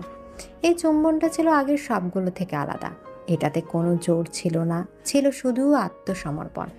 এটাতে কোনো অধিকার ছিল না, ছিল শুধু আকুতি। এটাতে কোনো শাসন ছিল না, ছিল শুধু ভালোবাসা আর যন্ত্রণা। রাইসা তার স্বামীর সে কষ্টটাকে অনুভব করার জন্য সাড়া দিল। এটা ছিল তাদের প্রথম ট্রুলি মিউচুয়াল কিস, যে চুম্বনের মাধ্যমে দুটো ভাঙা আত্মা একে অপরের মধ্যে শান্তি খুঁজে নিচ্ছিল। কিছুক্ষণ পর আরিয়ান যখন চুম্বন থেকে সরে এলো, তখন সে রাইসার হাতটা ধরে নিজের হাতের মুঠোয় তুলে নিল। আমি ওকে রক্ষা করতে পারিনি, কিন্তু তোমাকে আমি হারাতে পারবো না রাইসা, কখনো না। সে রাইসার চিবুকটা আলতো করে তুলে ধরল। তার চোখের দিকে সরাসরি তাকিয়ে বলল, আজ থেকে তুমি শুধু আমার খাঁচার পাখি নও রাইসা, তুমি আমার এই অভিশপ্ত জীবনের একমাত্র শান্তি। আরিয়ানের এই স্বীকারোক্তি, এই আত্মসমর্পণ তাদের সম্পর্কের সমস্ত সমীকরণকে বদলে দিল। রাইসা বুঝতে পারল সে এক ডেভিলের প্রেমে পড়েছে, যে ডেভিল ভালোবাসার জন্য সব জ্বালিয়ে দিতে পারে। আবার সে ভালোবাসার এক নরম স্পর্শে মোমের মতো গলে যেতে পারে। আর এই বিপজ্জনক প্রেম থেকে হয়তো তাদের নতুন এক গল্প শুরু হতে চলেছে। আরিয়ানের শেষ স্বীকারোক্তিটা ছিল এক নতুন ভোরের মতো, যে ভোরের আলোয় রাইসা প্রথমবার তার ডেভিল স্বামীর ভেতরে ক্ষতবিক্ষত মানুষটাকে দেখার সুযোগ পেয়েছিল। সে রাতটা ছিল তাদের জীবনের প্রথম রাত, যেখানে কোনো শাসন ছিল না, ছিল শুধু দুটো ভাঙা আত্মার একে অপরকে খুঁজে পাওয়ার আকতে। পরদিন সকালে মাস্টার বেডরুমে রাইসার যখন ঘুম ভাঙল, তখন সে নিজেকে আবিষ্কার করলো এক বলিষ্ঠ বাহুবন্ধনে। আরিয়ান তাকে ঘুমের মধ্যেই নিজের বুকের কাছে জড়িয়ে ধরে রেখেছে। তার নিঃশ্বাসের উষ্ণতা রাইসার ঘাড়ে এসে পড়ছিল। এই প্রথমবার ঘুম ভাঙার পর আরিয়ানের উপস্থিতি তার কাছে ভয়ের কারণ মনে হলো না, বরং এক অদ্ভুত নিরাপত্তা বোধে তার মনটা ভরে গেল। সে নাড়াচাড়া না করে চুপচাপ শুয়ে আরিয়ানের ঘুমন্ত মুখটার দিকে তাকিয়ে রইল। ঘুমের মধ্যেই মানুষটা কতটা শান্ত আর নিষ্পাপ দেখায়। সেই ধারালো চোয়াল, সেই কঠিন ঠোঁট, সবকিছুই ঘুমের মধ্যে নরম হয়ে এসেছে। কে বলবে এই মানুষটার ভেতরে একটা ভয়ঙ্কর ডেভিল বাস করে? এভাবে তাকিয়ে থাকলে কিন্তু আমি আবার ঘুমাতে পারবো না। রাইসা চমকে উঠল। সে ভেবেছিল আরিয়ান ঘুমিয়ে আছে। সে লজ্জা পেয়ে মুখটা ঘুরিয়ে নিতেই আরিয়ান তার বাহুবন্ধন আরও শক্ত করল। ছাড়ুন, সকাল হয়ে গেছে। আরিয়ান রাইসার দিকে পুরোপুরি ঘুরে তার চোখের দিকে তাকিয়ে। সকাল তো আমার অনেক আগেই হয়েছে, যখন তুমি আমার বুকে মাথা রেখে ঘুমিয়েছিলে। আরিয়ান তার এক হাত দিয়ে রাইসার গালটা আলতো করে স্পর্শ করল। আমার শান্তিকে এত কাছ থেকে দেখার সুযোগ আমি হাতছাড়া করতে পারি? কথা শেষ করে সে আর কোনো উত্তরের অপেক্ষা করলো না। সে ধীরে ধীরে রাইসার মুখের দিকে ঝুঁকল এবং তার ঠোঁটের উপর নিজের ঠোঁট দুটো রাখল। এই চুম্বনটা ছিল ভোরের আলোর মতোই নরম আর উষ্ণ। এটাতে কোনো ছিল না জোর, ছিল শুধু গভীর আবেগ আর ভালোবাসা। রাইসাও তার নিজের অজান্তে এই চুম্বনে সাড়া দিল। তার হাতটা কখন যে আরিয়ানের চুলের মধ্যে ডুবে গেছে সে নিজেও জানে না। এই প্রথমবার সে তার স্বামীকে ভালোবাসা ফিরিয়ে দিল সমস্ত দ্বিধা ভুলে। ব্রেকফাস্ট টেবিলে সকালের নাস্তার পরিবেশটা ছিল একেবারে অন্যরকম। আরিয়ান টেবিলের মাথায় বসেনি, সে রাইসার ঠিক পাশের চেয়ারটাতেই বসেছিল। সে নিজের হাতে রাইসার প্লেটে খাবার তুলে দিচ্ছিল, বারবার জিজ্ঞেস করছিল তার আর কিছু লাগবে কিনা। আমার আজ একবার ভার্সিটিতে যেতে হবে। লাইব্রেরি থেকে ফাইনাল প্রজেক্টের জন্য কয়েকটা বই আনার দরকার। বেশ। রাইসা তো অবাক। সে ভেবেছিল আরিয়ান হয়তো আবার কোনো শর্ত দেবে বা তাকে যেতে দেবে না। তাহলে আমি ড্রাইভারকে বলে দিচ্ছি। আরিয়ান রাইসার কথায় বাধা দিয়ে। ড্রাইভার কেন? তোমার স্বামী এখনো মরে যায়নি রাইসা। মানে আপনি আমার সাথে যাবেন? আমার শান্তিকে আমি এক মুহূর্তের জন্যেও চোখের আড়াল করতে পারি না, যদি লাইব্রেরির বইগুলোর মধ্যে তুমি হারিয়ে যাও। আরিয়ানের এই পজিটিভনেসের ধরনটা বদলে গেছে। এখন এটা শাসন নয়, বরং ভালোবাসার এক মিষ্টি আবদারে পরিণত হয়েছে। রাইসা কিছু না বলে শুধু লজ্জা পেয়ে হাসল। ভার্সিটি ক্যাম্পাসে আরিয়ান চৌধুরী দেশের অন্যতম শীর্ষস্থানীয় ব্যবসায়ী। যখন তার কালো রেঞ্জ রোভার থেকে নেমে ভার্সিটি ক্যাম্পাসে ঢুকলো, তখন যেন একটা ছোটোখাটো ঝড় বয়ে গেল। কিন্তু সবচেয়ে বড় ঝড়টা উঠল তখন, যখন সবাই দেখলো সে গাড়ি থেকে নেমে রাইসার জন্য দরজা খুলে দিল এবং তার হাতটা নিজের হাতের মুঠোয় নিয়ে নিল। আরিয়ানের উপস্থিতি, তার আত্মবিশ্বাসী হাঁটাচলা আর রাইসার হাত ধরে রাখা, এই দৃশ্যটা ছিল সবার কাছে এক অবিশ্বাস্য ব্যাপার। রাইসার বান্ধবীরা দূর থেকে হা করে তাকিয়েছিল। কিরে, এটা স্বপ্ন না তো? এই লোকটা তোর সে ডেভিল বর? এই তো দেখি পুরাই হিরো হয়ে গেছে। চুপ কর। ঠিক তখনই তাদের সামনে রাহুল এসে পড়ল। সে আরিয়ানকে দেখে ভয়ে এক পা পিছিয়ে যেতে চাইল, কিন্তু আরিয়ান তার দিকে তাকিয়ে একটা সৌজন্যমূলক হাসি দিল। হ্যালো রাহুল, আশা করি ভালো আছো। আর তোমার বাবার কন্ট্রাক্টও অ্যাপ্রুভ হয়ে গেছে। Thank you so much sir. Aryan শুধু মাথা নাড়ল। তার এই একটা হাসিতেই ছিল ক্ষমতা আর ভালোবাসার দ্বৈত প্রদর্শন। সে সবাইকে বুঝিয়ে দিল রাইসা তার আর রাইসার সাথে জড়িত সব কিছুই তার কাছে গুরুত্বপূর্ণ। লাইব্রেরির নীরব পরিবেশেও তাদের নিয়ে কানাঘুষা থামছিল না। রাইসা যখন বই খুঁজছিল তখন আরিয়ান তার পেছন পেছন হাঁটছিল, যেন সে তার ছায়া সঙ্গী। রাইসা উপরে তাকের দিকে তাকিয়ে, ইস, বইটা বড্ড উপরে, হাত পাচ্ছি না। রাইসা যখন পায়ের আঙুলের উপর ভর দিয়ে বইটা পড়ার চেষ্টা করছিল, তখন সে হঠাৎ করেই তার পেছনে আরিয়ানের শরীরের উষ্ণ উপস্থিতি অনুভব করল। আরিয়ান তার ঠিক পেছনে এসে দাঁড়িয়েছিল। সে এক হাতে রাইসার কোমর জড়িয়ে ধরে তাকে নিজের শরীরের সাথে মিশিয়ে নিল, আর অন্য হাতটা উঁচু করে তাক থেকে বইটা নামিয়ে আনলো। আমি থাকতে তোমার কোনো কিছুতেই কষ্ট করতে হবে না, শান্তি। আরিয়ানের উষ্ণ নিঃশ্বাস আর গভীর কণ্ঠস্বর রাইসার শরীরে এক অদ্ভুত শিহরণ বইয়ে দিল।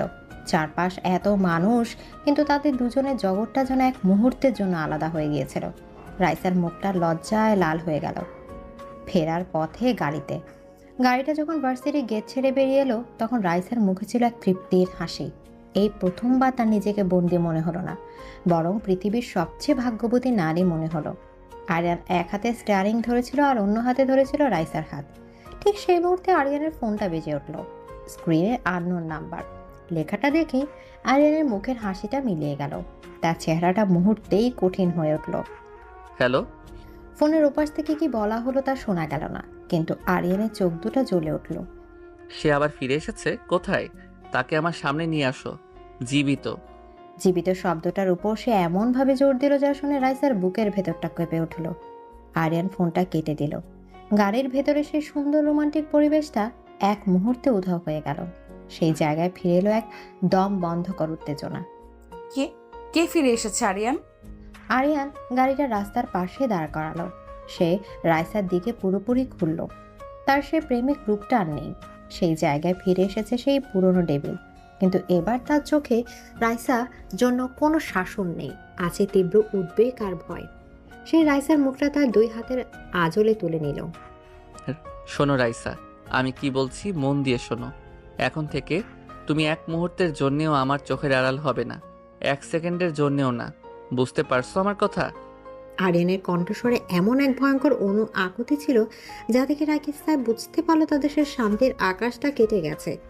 আবার কোনো ভয়ঙ্কর ঝড় তাদের দিকে ধেয়ে আসছে, আর সেই ঝড়ের হাত থেকে তাকে রক্ষা করার জন্য তার ডেভিল স্বামী আবার তার সেই পুরনো ভয়ঙ্কর রূপে ফিরে এসেছে। আরিয়ানের সেই আদেশ মিশ্রিত আকুতিটা গাড়ির ভেতরের বাতাসকে ভারী করে তুলেছিল। রাইসার বুকের ভেতরটা ভয়ে ধুকপুক করছিল, কিন্তু তার চেয়েও বেশি ছিল আরিয়ানের জন্য এক তীব্র উদ্বেগ। সে তার প্রেমিকের চোখে যে ভয়টা দেখেছিল সেটাকে সে উপেক্ষা করতে পারল না। রাইসা আরিয়ানের হাতটা নিজের হাতের মুঠোয় নিয়ে, আরিয়ান আমার দিকে তাকান। সে কে? সে কিসের বিপদ? আমাকে বলুন প্লিজ। আরিয়ান সামনের দিকে তাকিয়ে স্টিয়ারিং হুইলটা শক্ত করে ধরে। তোমার এসব জানার দরকার নেই রাইসা। তুমি শুধু জানবে এখন থেকে তুমি আমার অনুমতি ছাড়া এক পাও নড়বে না। না, আমাকে জানতে হবে। আপনি আমাকে আপনার শান্তি বলেছেন, তাহলে আপনার অশান্তির কারণটা জানার অধিকার কি আমার নেই? আমাকে আপনার দুর্বলতা ভাববেন না আরিয়ান, আমাকে আপনার শক্তি বানান। রাইসার এই অপ্রত্যাশিত কথায় আরিয়ান চমকে তার দিকে তাকালো। রাইসার চোখে সে ভয় নয়, দেখলো এক দৃঢ় আস্থার ভালোবাসা। যে মেয়েটা কিছুদিন আগেও তাকে ভয় পেত, আছে তার পাশে দাঁড়ানোর শক্তি দেখাচ্ছে। আরিয়ানের সে ডেভিল সুলভ কঠিন মুখটা এক মুহূর্তের জন্য নরম হয়ে এলো। বাড়িতে চলো, সব বলছি। চৌধুরী মেনশনে বাড়িতে ঢোকার মুখেই রাইসা বুঝতে পারলো পরিবেশটা বদলে গেছে। গেটের সামনে সিকিউরিটি গার্ডের সংখ্যা দ্বিগুণ। বাড়ির চারপাশে আজ ছিল সাধারণের চেয়ে অনেক বেশি তৎপরতা। তাদের সুন্দর ভালোবাসার আশ্রয়টা যেন এক মুহূর্তে এক দুর্গে পরিণত হয়েছে। আরিয়ান রাইসাকে নিয়ে সোজা তার স্টাডি রুমে ঢুকলো। এই সেই ঘর যেখানে সে প্রথমবার আরিয়ানের যন্ত্রণা কাতর রূপটা দেখেছিল।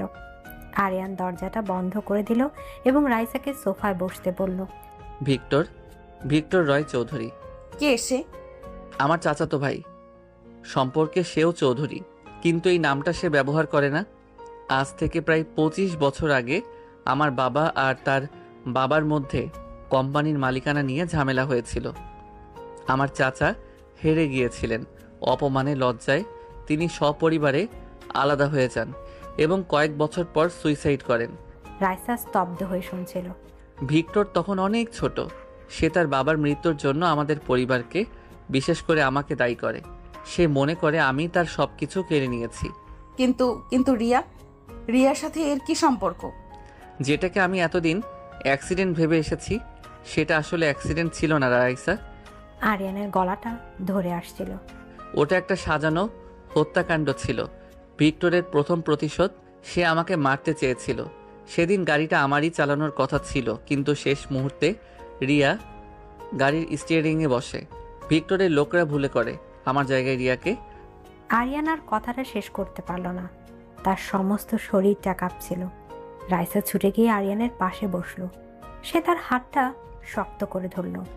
আজ সে প্রথমবার তার স্বামীর এই ভয়ঙ্কর অতীতের সম্পূর্ণ ছবিটা দেখতে পেল। সে বুঝতে পারল আরিয়ানের এই অতিরিক্ত পজিটিভনেস, এই শাসন সবকিছুর পেছনে লুকিয়ে আছে তার প্রিয়জনকে আবারও হারানোর এক তীব্র ভয়। কিছুক্ষণ পর আরিয়ানের হেড অফ সিকিউরিটি রাশেদ ঘরে ঢুকলো। সে আরিয়ানের সামনে কিছু ফাইল রাখলো। স্যার, খবর কনফার্মড ডিরেক্টর দেখে ফিরেছে। এয়ারপোর্টের ফুটেজে তাকে দেখা গেছে। আমি বাড়ির চারপাশে একটা ফাঁকও দেখতে চাই না রাশেদ। প্রত্যেকটা এন্ট্রি আর এক্সিট পয়েন্টে 24 ঘন্টা নজর থাকবে। ম্যাডামের সিকিউরিটি 3 গুণ বাড়িয়ে দাও। তার স্টুডিওর বাইরেও 2 জন গার্ড থাকবে। ইয়ে স্যার। রাশেদ চলে যাওয়ার পর আরিয়ান রাইসার দিকে ঘুরল। তার সেই কঠিন ব্যবসায়ের রূপটা মিলিয়ে গিয়ে আবার ফিরে এলো সেই প্রেমিক সত্তা। সে রাইসার হাত ধরে তাকে টেনে তুলল এবং জানালার কাছে নিয়ে গেল।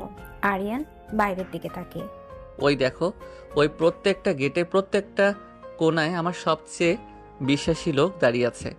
এই বাড়ির দেয়াল ভেদ করে একটা মশা ঢোকারও অনুমতি নেই। সে রাইসাকে নিজের দিকে ঘোরালো। তার 2 হাত দিয়ে রাইসার মুখটা তুলে ধরল। আর তুমি তো শুধু এই বাড়িতেই থাকো না রাইসা, তুমি থাকো আমার হৃৎপিণ্ডের ভেতরে। কথা শেষ করে সে রাইসার ঠোঁটে একটা গভীর চুম্বন করলো। এই চুম্বনে ছিল ভালোবাসা, আস্থা আর তীব্র অধিকারবোধ। আমি বেঁচে থাকতে তোমার গায়ে একটা আঁচড়ও পড়তে দেব না, এটা আমার শপথ। আরিয়ান জরুরি মিটিংয়ে ব্যস্ত হয়ে পড়ার পর রাইসা তার স্টুডিওতে চলে এলো। তার চারপাশ কড়া নিরাপত্তা, কিন্তু তার মনটা ছিল অস্থির। সে চেষ্টা করছিল ডিজাইনের মধ্যে ডুবে গিয়ে বাইরের পৃথিবীটা ভয়ঙ্কর বাস্তবতাটাকে ভুলে থাকতে। সে তার বিশাল কম্পিউটার স্ক্রিনে একটা 3D মডেলিং সফটওয়্যারে কাজ করছিল। হঠাৎ করে স্ক্রিনটা কয়েক মুহূর্তের জন্য নিভে গিয়ে আবার জ্বলে উঠল। রাইসা ভাবলো হয়তো ভোল্টেজের সমস্যা, কিন্তু এরপর যা হলো তার জন্য সে প্রস্তুত ছিল না। তার ডিজাইন সফটওয়্যারের মাঝখানে একটা কালো টেক্সট বক্স খুলে গেল এবং সেখানে কেউ যেন রিয়েল টাইমে টাইপ করতে শুরু করলো। তোমার খাঁচাটা খুব সুন্দর পাখি। রাইসার বুকের ভেতরটা হিম হয়ে গেল। তার হাত পা ঠান্ডা হয়ে আসছিল। এটা কে করেছে? কিভাবে? কিন্তু খাঁচার দরজা ভাঙতে খুব বেশি সময় লাগে না। রাইসা ভয়ে চিৎকার করতে চাইল, কিন্তু তার গলা দিয়ে কোনো স্বর বেরোলো না। সে মাউস দিয়ে বক্সটা বন্ধ করার চেষ্টা করলো, কিন্তু পারল না। আরিয়ান কি তোমাকে বলেছে রিয়া দেখতে ঠিক তোমার মতোই হাসতো? এই শেষ বাক্যটা ছিল রাইসার জন্য সবচেয়ে বড় আঘাত। তার মানে শত্রু শুধু বাইরে নয়, সে তার খোঁজ খবরও রাখে। সে তাদের ব্যক্তিগত কথাও জানে। মেসেজটা এক ঝটকায় উধাও হয়ে গেল, আর তার জায়গায় স্ক্রিনের মাঝখানে ফুটে উঠল টকটকে লাল একটা গোলাপের ছবি, যে গোলাপের পাপড়ি বেয়ে রক্ত ঝরছে। এরপর কম্পিউটারটা হঠাৎ করে শাটডাউন হয়ে গেল। স্টুডিওর উজ্জ্বল আলোয় করা নিরাপত্তার ঘেরা টুপের মধ্যে বসে রাইসা ভয়ে কাঁপতে লাগলো। সে বুঝতে পারল ডেভিলের শত্রু শুধু শক্তিশালী নয়, সে অদৃশ্য। আর সে ইতিমধ্যে দুর্গের ভেতর ঢোকার পথ খুঁজে বের করে ফেলেছে। কম্পিউটারের অন্ধকার স্ক্রিনটার দিকে তাকিয়ে রাইসার মনে হচ্ছিল সে যেন এক অতল গহ্বরের দিকে তাকিয়ে আছে। ডিক্টরের পাঠানো মেসেজের শেষ বাক্যটা, আরিয়ান কি তোমাকে বলেছে রিয়া দেখতে ঠিক তোমার মতোই হাসতো? একটা বিষাক্ত সাপের মতো তার আত্মাকে দংশন করেছিল। তার মানে শত্রু শুধু তার অস্তিত্ব সম্পর্কেই জানে না, সে তাদের সম্পর্কের সবচেয়ে দুর্বল এবং যন্ত্রণাদায়ক জায়গাটাও চেনে। কয়েক মুহূর্তের জন্য তার পুরো শরীরটা অবশ হয়ে গিয়েছিল। তারপর তার ভেতর থেকে একটা তীব্র চিৎকার বেরিয়ে এলো। আরিয়ান! তার আর্তনাদ রাতের নীরবতা ছিন্ন ভিন্ন করে দিল। স্টুডিওর বাইরে থাকা গার্ডরা এক ঝটকায় দরজা খুলে ভেতরে ঢুকলো, আর তাদের পেছন পেছন প্রায় ঝড়ের বেগে ঘরে প্রবেশ করলো আরিয়ান। তার মিটিং অসমাপ্ত রেখে সে ছুটে এসেছে। সে রাইসাকে দেখলো, ভয়ে ফ্যাকাশে কাঁপতে থাকা রাইসা, যে তার হাতটা দিয়ে কম্পিউটারের অন্ধকার স্ক্রিনটার দিকে ইশারা করছে। কম্পিউটার, একটা মেসেজ। ওখানে, এই বাড়ির ভেতরে। আরিয়ানের মুখের কোমল ভাবটা এক মুহূর্তে উধাও হয়ে গেল। তার চেহারাটা গ্রানাইট পাথরের মতো কঠিন হয়ে উঠল। সে এক লাফে কম্পিউটারের কাছে গেল, কিন্তু স্ক্রিনটা তখন পুরোপুরি অন্ধকার। এক্ষুনি আমার সাইবার সিকিউরিটির হেডকে লাইনে নাও। এই বাড়ির সমস্ত ইন্টারনাল নেটওয়ার্ক, ওয়াইফাই সব কিছু শাটডাউন করে দাও। এই রুমটা সিল করো। আমার অনুমতি ছাড়া এখানে কেউ ঢুকবে না। তার আদেশগুলো ছিল এক আর্মি জেনারেলের মতো। গার্ডরা সঙ্গে সঙ্গে কাজে লেগে গেল। আরিয়ান তার সেই রুথলেস সিইও এর রূপে ফিরে গিয়েছিল, কিন্তু পরক্ষণে সে ঘুরল এবং রাইসার দিকে তাকালো। তার সেই কঠিন রূপটা আবার গলে জল হয়ে গেল। সে দ্রুত পায়ে রাইসার কাছে এসে তাকে নিজের বুকে জড়িয়ে ধরল। রাইসার কাঁপতে থাকা শরীরটাকে সে তার বলিষ্ঠ বাহু বন্ধনে আশ্রয় দিল। আমি এখানে, আমি আছি, ভয় পেও না। শান্তি, নিঃশ্বাস নাও, আমার সাথে নিঃশ্বাস নাও। আরিয়ানের বুকের ধুকপাগানের শব্দ আর তার গলার স্বরের গভীরতায় রাইসার ভয়টা একটু একটু করে কমতে লাগলো। সে তার স্বামীর শার্টটা খামচে ধরে রইল, যেন এটাই তার একমাত্র আশ্রয়। মাস্টার বেডরুমে আরিয়ান এক মুহূর্তের জন্য রাইসাকে একা ছাড়েনি। সে তাকে কোলে তুলে স্টুডিও থেকে তাদের ঘরে নিয়ে এলো। তারপর তাকে বিছানায় বসিয়ে নিজে গিয়ে পানি নিয়ে এলো। তার সমস্ত কাজে ছিল এক তীব্র অস্থিরতার গভীর যত্ন। রাইসা কাঁপা কাঁপা গলায় আরিয়ানকে মেসেজের প্রতিটা কথা বলল। বিশেষ করে শেষ বাক্যটা বলার সময় তার গলাটা ধরে এলো। ও ও বলেছে রিয়াও নাকি আমার মতোই হাসতো। ও কিভাবে এত কিছু জানে আরিয়ান? রিয়ার নামটা রাইসার সাথে তার সাদৃশ্যের কথাটা শুনে আরিয়ানের চোখে এক ঝলক তীব্র যন্ত্রণা ফুটে উঠেই মিলিয়ে গেল। সেই জায়গাটা দখল করে নিল এক হিমশীতল ভয়ঙ্কর ক্রোধ। সে বুঝতে পারছিল ডিক্টর শুধু তার ব্যবসার আঘাত হানতে চায় না, সে তার সবচেয়ে দুর্বল জায়গায় তার ক্ষত বিক্ষত অতীতে আঘাত করতে চায়। আরিয়ান বিছানায় রাইসার পাশে বসে তাকে নিজের কোলে টেনে নিয়ে সে আমার সবচেয়ে দুর্বল জায়গায় আঘাত করার চেষ্টা করছে রাইসা। আরিয়ান রাইসার মাথায় হাত বোলাতে লাগলো। আর তুমি আমার সবচেয়ে বড় দুর্বলতা এবং আমার সবচেয়ে বড় শক্তি। ভিক্টর জানে না সে কার সাথে খেলতে এসেছে। সে আমার অতীতের এক ভূতের সাথে লড়তে চাইছে, কিন্তু সে জানে না যে আমার বর্তমানটা কতটা শক্তিশালী। কথা শেষ করে আরিয়ান রাইসার মুখের দিকে তাকালো। তার চোখে ছিল আগুন। সে রাইসার ঠোঁটে একটা চুম্বন করলো। এই চুম্বনটা ছিল মরিয়া, তীব্র এবং পজিটিভ। এই চুম্বনের মাধ্যমে সে যেন রাইসাকে নয় বরং নিজেকেই প্রতিশ্রুতি দিচ্ছিল। ও তোমাকে আমার কাছ থেকে কেড়ে নিতে চায়, কারণ ও জানে তুমি আমার নিঃশ্বাস। কিন্তু ও এটা জানে না যে নিঃশ্বাস ছাড়া এই শরীরটা বেঁচে থাকে না, একটা জীবন্ত লাশে পরিণত হয়। আর লাশ কোনো নিয়ম মানে না। রাইসা আরিয়ানের স্টাডি রুমে। আরিয়ান রাইসাকে একা রাখতে রাজি হলো না। সে তাকে নিয়ে তার ওয়্যার রুমে অর্থাৎ তার স্টাডি রুমে চলে এলো, যেখানে তার সিকিউরিটি টিম কাজ করছিল। রাইসা দেখলো এক অন্য আরিয়ানকে, যে তার প্রেমিক বা স্বামী নয়, একজন ঠান্ডা মাথা স্ট্র্যাটেজিস্ট। তার সাইবার এক্সপার্ট ভিডিও কলে লাইনে ছিল। স্যার, একটা খুব সফিস্টিকেটেড ছিল। মাল্টিপল প্রক্সি সার্ভার করে আইপি অ্যাড্রেস করে লুকানো হয়েছে। আমরা ট্রেস করার আগেই ওরা বেরিয়ে গেছে। কিন্তু কি?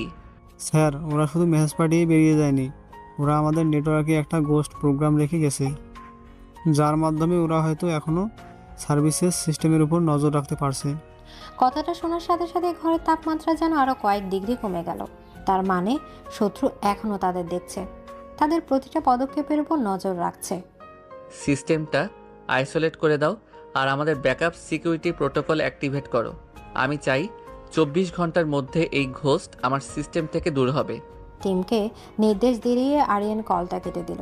সে ঘরের বিশাল স্ক্রিনের দিকে তাকিয়েছিল, যেখানে বাড়ির প্রত্যেকটা কোণার সিসিটিভি ফুটেজ দেখা যাচ্ছিল।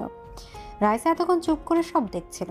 সে তার স্বামীর কাঁধে কতটা দায়িত্ব, কতটা বিপদ তা আজ কাছ থেকে দেখল। তার আর ভয় করলো না, বরং আরিয়ানের জন্য তার মায়া হতে লাগলো। সে ধীর পায়ে আরিয়ানের পেছনে গিয়ে দাঁড়ালো। তারপর কিছু না বলে তার দুই হাত দিয়ে আরিয়ানের কোমর জড়িয়ে ধরে তার চওড়া পিঠে মাথা রাখলো। আমরা একসাথে এর মোকাবেলা করব আরিয়ান। আরিয়ান রাইসার হাতের উপর নিজের হাতটা রাখলো। তার কঠিন মুখটা একটু নরম হলো। সে রাইসার দিকে ঘুরলো আর রাইসাকে নিজের বাহু বন্ধনে নিল। হ্যাঁ, আমরা করব, কিন্তু তার আগে আমাকে একটা পুরনো হিসাব মেটাতে হবে।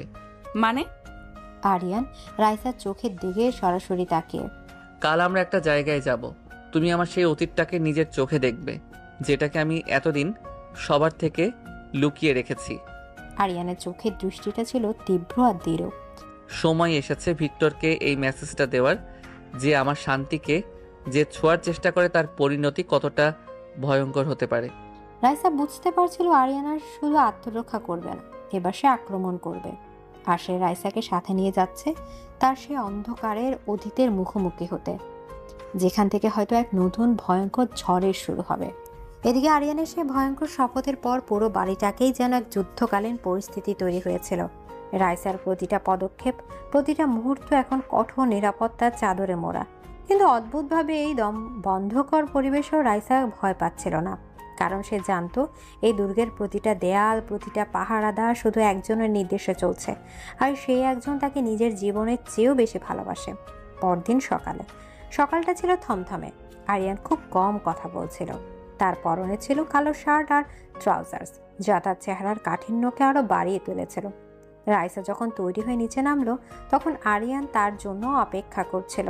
তুমি তৈরি তো? আমি আপনার সাথে যে কোনো জায়গায় যেতে তৈরি আরিয়ান। রাইসার এই সিম্পল উত্তরে আরিয়ানের কঠিন মুখটাতে এক ঝলক নরম ভাব খেলে গেল। সে এগিয়ে এসে রাইসার হাতে একটা ছোট চৌকো আকৃতির লকেট ধরে দিল। এটা সব সময় তোমার গলায় থাকবে। এটা শুধু একটা লকেট নয়, একটা প্যানিক বাটন আর ট্র্যাকার। যদি কখনো কোনো পরিস্থিতিতে আমরা আলাদা হয়ে যাই বা তুমি সামান্যতম বিপদ অনুভব করো, শুধু এটা চেপে ধরবে। আমি পৃথিবীর যেখানে থাকি তোমার কাছে পৌঁছে যাব। এই উপহারটা কোনো প্রেমিক তার প্রেমিকাকে দেয় না, দেয় একজন যোদ্ধা তার সবচেয়ে মূল্যবান সম্পদকে রক্ষা করার জন্য। রাইসা কোনো কথা না বলে লকেটটা পরে নিল। গাড়িতে তাদের যাত্রাপথটা ছিল দীর্ঘ। তার শহরের কোলাহল ছেড়ে বেরিয়ে যাচ্ছিল। তাদের কালো আর্মার্ড গাড়ির সামনে পেছনে ছিল আরো দুটো সিকিউরিটি কনভয়। রাইসা প্রথমবার কাছ থেকে দেখেছিল আরিয়ান চৌধুরীর আসল জগৎ, যে জগতে ভালোবাসা আর বিপদ হাত ধরাধরি করে চলে। প্রায় 2 ঘন্টা পর তাদের গাড়িটা একটা নির্জন, প্রায় ভুলে যাওয়া রাস্তায় ঢুকলো। দুপাশে ঘন জঙ্গল। আরো কিছুক্ষণ চলার পর গাড়িটা এসে থামলো একটা বিশাল লোহার গেটের সামনে, যা মরিচাকা পড়ে প্রায় ধ্বংস হয়ে গেছে। গেটের ওপাশে যা দেখা যাচ্ছিল তা এক কথা অবিশ্বাস্য, একটা বিশাল পোড়া বাড়ি। এক সময় হয়তো এটা খুব সুন্দর কোনো মেনশন ছিল, কিন্তু এখন শুধু তার কঙ্কালটা দাঁড়িয়ে আছে। দেয়ালগুলো আগুনে পুড়ে কালো হয়ে গেছে। ছাদের জায়গায় ফাঁকা আকাশ, চারদিকটা বনো লতা পাতায় ছেয়ে গেছে। এটা কোন জায়গা? আরিয়ান গাড়ির জানালা দিয়ে তাকিয়ে ভারী গলায়। এটা আমার শেষ হয়ে যাওয়ার জায়গা রাইসা, আর ভিক্টরের শুরু হওয়ার জায়গা। পোড়া বাড়ির ভেতরে গাড়ি থেকে নেমে আরিয়ান রাইসার হাতটা শক্ত করে ধরল। তার একসাথে সেই ধ্বংসস্তূপের দিকে এগিয়ে গেল। বাড়ির ভেতরে ঢোকার পর এক স্বেচ্ছাতে বা পোড়া গন্ধ রাইসার নাকে এসে লাগলো। আরিয়ান তাকে নিয়ে হাঁটতে হাঁটতে একটা বিশাল হলের মাঝখানে এসে দাঁড়ালো, যার ছাদটা পুরোপুরি ধসে পড়েছে। এখানেই সেদিন পার্টিটা হয়েছিল। রিয়ার জন্মদিন ছিল। খুব সেজেছিল ও, ঠিক যেন একটা পরী। আরিয়ানের কণ্ঠস্বরটা অতীতের স্মৃতিতে ডুবে যাচ্ছিল। সেদিন খুব বৃষ্টি নেমেছিল। আমি ওকে বারবার বলেছিলাম এই বৃষ্টিতে গাড়ি নিয়ে বেরোনোর দরকার নেই, কিন্তু ও খুব জেদি ছিল, আমার কোনো কথাই শোনেনি। আরিয়ান একটা দীর্ঘশ্বাস ফেলল। আমাদের মধ্যে ঝগড়া হয়েছিল, খুব ঝগড়া। আমি ওর ওপর চিৎকার করেছিলাম আমার শেষ কথাগুলো। ওর সাথে আমার শেষ কথাগুলো ছিল শুধু রাগ আর বিরক্তি। এই স্বীকারোক্তিটা করার সময় আরিয়ানের গলাটা ধরে এলো। যে মানুষটা পুরো পৃথিবীর সামনে কঠিন হয়ে থাকে, সে আজ তার ভালোবাসার সামনে তার সবচেয়ে বড় দুর্বলতা, তার সবচেয়ে গভীর অনুশোচনার কথাটা স্বীকার করে নিল। রাইসা আরিয়ানের হাতটা আরো শক্ত করে ধরে। এটা আপনার ভুল ছিল না আরিয়ান, যা হওয়ার ছিল তা হয়েছে। এর পরিণাম আপনি নিজেকে দোষ দিতে পারেন না। পারি না? আমি যদি সেদিন ওর সাথে ওইভাবে ঝগড়া না করতাম, তাহলে হয়তো ও জেদ করে গাড়িটা নিয়ে বের হতো না। আমি যদি ওর পিছু পিছু যেতাম, তাহলে হয়তো। রাইসা আরিয়ানের কষ্টটা সহ্য করতে পারছিল না। সে আরিয়ানকে থামিয়ে দিয়ে তাকে নিজের বুকের কাছে জড়িয়ে ধরল। এ পোড়া বাড়ির ধ্বংসস্তূপের মাঝে দুটো বর্তমান মানুষ একে অপরের অতীতের ক্ষতটাকে সারিয়ে তোলার চেষ্টা করছিল। এই পোড়া বাড়ির ধ্বংসস্তূপের মাঝে দুটো বর্তমানে মানুষ একে অপরের অতীতের ক্ষতটাকে সারিয়ে তোলার চেষ্টা করছিল। কিছুক্ষণ পর রাইসার স্পর্শে আরিয়ান ধীরে ধীরে শান্ত হলো। তা সে যন্ত্রণাকাতর ভাবটা কেটে গিয়ে সেই জায়গায় ফিরে এলো এক শীতল দৃঢ় সংকল্প। আমি জানি ভিক্টর আমাদের দেখছে। কিভাবে? এই জায়গাটা ওর কাছে একটা ট্রফির মতো, যে জায়গায় সে প্রথমবার আমাকে হারাতে পেরেছিল। আমি নিশ্চিত এই ধ্বংস স্তূপের প্রতিটি কোণায় ওর চোখ লুকানো আছে, হয়তো কোনো ড্রোন বা হিডেন ক্যামেরা। কথাগুলো বলে আরিয়ান রাইসাকে নিয়ে হলের এমন একটা জায়গায় দাঁড়ালো যেখানটা সবচেয়ে বেশি উন্মুক্ত। সে এমনভাবে দাঁড়ালো যেন সে জেনে শুনে নিজেকে এবং রাইসাকে শত্রুর ক্যামেরার সামনে প্রদর্শন করছে। তারপর সে যা করলো তা ছিল ভিক্টরের জন্য এক রকম চরম বার্তা। আরিয়ান তার 2 হাত দিয়ে রাইসার মুখটা তুলে ধরল। তারপর সে ধ্বংস আর মৃত্যুর স্মৃতি বিজড়িত জায়গায় দাঁড়িয়ে তার অদৃশ্য শত্রুর চোখের সামনে সে রাইসার ঠোঁটে একটা গভীর, তীব্র এবং আবেগী চুম্বন করল। এই চুম্বনটা ছিল একটা ঘোষণা। এটা ছিল ছাই থেকে জেগে ওঠা ফিনিক্স পাখির মতো। এই চুম্বনের মাধ্যমে আরিয়ান তার শত্রুকে বুঝিয়ে দিল, তুমি আমার কাছ থেকে আমার অতীত কেড়ে নিয়েছিলে, কিন্তু আমার বর্তমানকে তুমি স্পর্শ করতে পারবে না। চুম্বন থেকে সরে এসে আরিয়ান রাইসাকে নিজের বুকের কাছে আগলে রাখলো। তারপর সে সরাসরি সামনের দিকে তাকালো, যেন সে অদৃশ্য কোনো ক্যামেরার লেন্সের দিকেই তাকিয়ে আছে। তার চোখে ছিল শীতল আগুন। দেখছিস ভিক্টর, তুই আমার কাছ থেকে আমার অতীত কেড়ে নিয়েছিলি সত্যি, কিন্তু আমার বর্তমান আর আমার ভবিষ্যৎ দুটোই এখানে আমার বাহু বন্ধনে দাঁড়িয়ে আছে। সে এক মুহূর্তের জন্য থামলো। আর ওর গায়ে একটা আঁচড় লাগার আগে আমি তোকে পাতালে থেকেও খুঁজে বের করব। And this time I won't fail. কথাগুলো শেষ করে আরিয়ান এক মুহূর্ত সেখানে দাঁড়ালো না। সে রাইসাকে প্রায় নিজের শরীরের সাথে মিশিয়ে নিয়ে সে পোড়া বাড়ি থেকে বেরিয়ে গেল। পেছনে ফেলে এলো তার অতীতের ছাই, আর বাতাসে ছড়িয়ে দিল তার ভবিষ্যতের জন্য এক ভয়ঙ্কর যুদ্ধের ঘোষণা। পোড়া বাড়ি থেকে ফেরার পুরো পথটা গাড়ির ভেতর ছিল এক অদ্ভুত নীরবতা, কিন্তু এটা সেই আগের দম বন্ধকর নীরবতা ছিল না। এই নীরবতার মধ্যে ছিল উত্তেজনা, সংকল্প আর দুজনের একে অপরের প্রতি গভীর আস্থা। আরিয়ান স্টিয়ারিং ধরেছিল, তার চোখ ছিল রাস্তার উপর, কিন্তু তার পুরো মনোযোগটা ছিল তার পাশে বসে থাকা রাইসার দিকে। আর রাইসা তাকিয়েছিল আরিয়ানের দিকে, যে মানুষটা কিছু ঘন্টা আগেও তার কাছে ছিল এক ভয়ঙ্কর রহস্য, আর এখন সে তার জীবনের সবচেয়ে খোলা পাতা। আপনি যা করলেন ওটা কি ঠিক ছিল? ভিকটিমকে ওভাবে সরাসরি উস্কে দেওয়াটা? ভুল বা ঠিকের সময় এখন আর নেই রাইসা, এখন শুধু জয় আর পরাজয়ের প্রশ্ন। এতদিন ও ছায়ার আড়াল থেকে আমার সাথে খেলছিল, আজ আমি ওকে বাধ্য করলাম সেই ছায়া থেকে বেরিয়ে আসতে। লুকোচুরি খেলা শেষ, হবে সামনাসামনি। রাইসা আরিয়ানের হাতটা নিজের হাতের উপর রেখে, এই যুদ্ধে আমিও আপনার সাথে আছি আরিয়ান। রাইসার এই কথা এবং তার স্পর্শে আরিয়ানের কঠিন মুখটা একটু নরম হয়ে এলো। আমাকে বলুন আমি আপনাকে কিভাবে সাহায্য করতে পারি।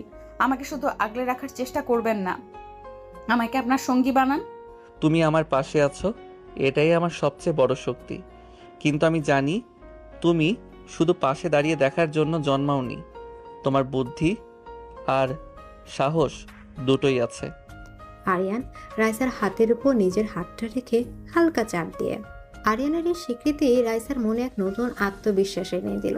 সে আর শুধু একজন রক্ষিতা নয়, সে এই যুদ্ধের একজন সৈনিক। চৌধুরী মেনশনে ওয়ার রুমে বাড়িতে ফিরতেই আরিয়ান তার হেড অফ সিকিউরিটি রাশেদকে নিয়ে তার ওয়ার রুমে বসে গেল। এবার সে রাইসাকেও সাথে নিয়ে বসলো। ঘরের বিশাল ডিজিটাল স্ক্রিনে তখন চৌধুরী মেনশনে ব্লুপ্রিন্ট, সিকিউরিটি লেআউট এবং গার্ডদের পজিশন দেখাচ্ছিল। স্যার, ডিরেক্টরের সব পরিচিত আস্তানায় আমরা নজর রাখছি, কিন্তু সে খুব দ্রুত সে নিজের কোনো চিহ্নই রাখছে না। ও নিজের চিহ্ন রাখবে না রাশেদ, ও অন্য কাউকে ব্যবহার করবে, এমন কাউকে যাকে আমরা সন্দেহ করতে পারবো না। রাইসা চুপ করে সব শুনছিল। তার চোখ ছিল স্ক্রিনে ভেসে থাকা বাড়ির বিশাল ব্লু প্রিন্টের উপর। একজন আর্কিটেক্ট হিসেবে একটা বাড়ির গঠন, তার গোপন পথ, তার দুর্বল জায়গাগুলো তার চেয়ে ভালো আর কেউ জানে না। ভিকটিম যদি বাইরে থেকে আক্রমণ করতে না পারে আর ভেতরের নেটওয়ার্কও যদি আপনার নিয়ন্ত্রণে থাকে, তাহলে সে এমন কোনো পথ ব্যবহার করবে যা আপনাদের এই ডিজিটাল ম্যাপে নেই। রাইসা স্ক্রিনের একটি নির্দিষ্ট জায়গায় আঙুল রেখে, এই যে পুরনো স্টোর রুমটা, যেটা এখন প্রায় ব্যবহারই হয় না, এটার পাশেই তো বাড়ির পুরনো ওয়াটার ড্রেজিং সিস্টেমের মূল লাইনটা গেছে। এই লাইনটা প্রায় 500 বছরের পুরনো। এটা কি এখনো কার্যকর আছে? না ম্যাডাম, 10 বছর আগেই ওটা বন্ধ করে নতুন সিস্টেম করা হয়েছে। ওটা এখন পরিত্যক্ত। ঠিক তাই, পরিত্যক্ত জায়গায় হলো অনুপ্রবেশের জন্য সবচেয়ে নিরাপদ জায়গা। এই টানেলটা বাড়ির কোথা থেকে শুরু হয়ে কোথায় শেষ হয়েছে তার কোনো রেকর্ড কি আপনাদের কাছে আছে? রাশেদ আর আরিয়ান একে অপরের দিকে তাকালো। রাইসা এমন একটা সম্ভাবনার কথা বলেছে যা তাদের কারো মাথাতেই আসেনি। মানে এক্ষুনি একটা টিম নিয়ে ওই টানেলটা পরীক্ষা করো, ভেতরে বাইরে সবটা সিল করে দাও। রাশেদ চলে যাওয়ার পর আরিয়ান মুগ্ধ দৃষ্টিতে রাইসার দিকে তাকালো। তার চোখে ছিল বিস্ময় আর তীব্র গর্ব। রাতে মাস্টার বেডরুমে ব্যালকনিতে। দীর্ঘ একটা উত্তেজনাপূর্ণ দিনের পর রাতের আকাশটা ছিল অস্বাভাবিক শান্ত। রাইসা ব্যালকনিতে দাঁড়িয়েছিল। আরিয়ান কখন যে নিঃশব্দে তার পেছনে এসে দাঁড়িয়েছে সে সেটা টেরই পায়নি। আরিয়ান তার 2 হাত দিয়ে রাইসার কোমর জড়িয়ে ধরে তাকে নিজের বুকের কাছে টেনে দিল। তার চিবুকটা রাখলো রাইসার কাঁধের উপর। আজ তুমি আমাকে আবার অবাক করে দিয়েছো রাইসা। রাইসা আরিয়ানের হাতের উপর নিজের হাত রেখে, কেন? আমি আপনার স্ত্রী। আপনার দুর্গে যদি কোনো ফাটল থাকে সেটা খুঁজে বের করা তো আমারই দায়িত্ব। আরিয়ান রাইসাকে নিজের দিকে ঘোরালো। আমি তোমাকে পাওয়ার জন্য 7 বছর অপেক্ষা করেছি, সত্যি। কিন্তু আমি এটা জানতাম না যে আমি শুধু একজন স্ত্রীকে নয়, একজন রানীকে পেতে চলেছি। আমার এই রাজ্যের, আমার এই দুর্গের একমাত্র রানী। আরিয়ানের চোখে ছিল তীব্র আবেগ, ভালোবাসার গভীর আস্থা। সে রাইসার মুখের উপর ঝুঁকে এসে তাকে চুম্বন করলো। এই চুম্বনটা ছিল দিনের সমস্ত ক্লান্তি, সমস্ত ভয়কে ধুয়ে দেওয়ার মতো। এটা ছিল দুটো সঙ্গীর একে অপরের প্রতি নির্ভরতার প্রকাশ। আরিয়ান রাইসাকে কোলে তুলে নিয়ে ঘরের ভেতর চলে এলো।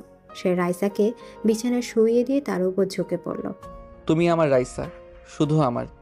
এই যুদ্ধের শেষে জয় বা হার যাই হোক, তুমি আমারই থাকবে। আমি সারা জীবন আপনারই থাকবো। আরিয়ান আর কোনো কথা বলল না। সে রাইসার ঠোঁটে, গলায়, কাঁধে ভালোবাসার চিহ্ন এঁকে দিতে লাগলো।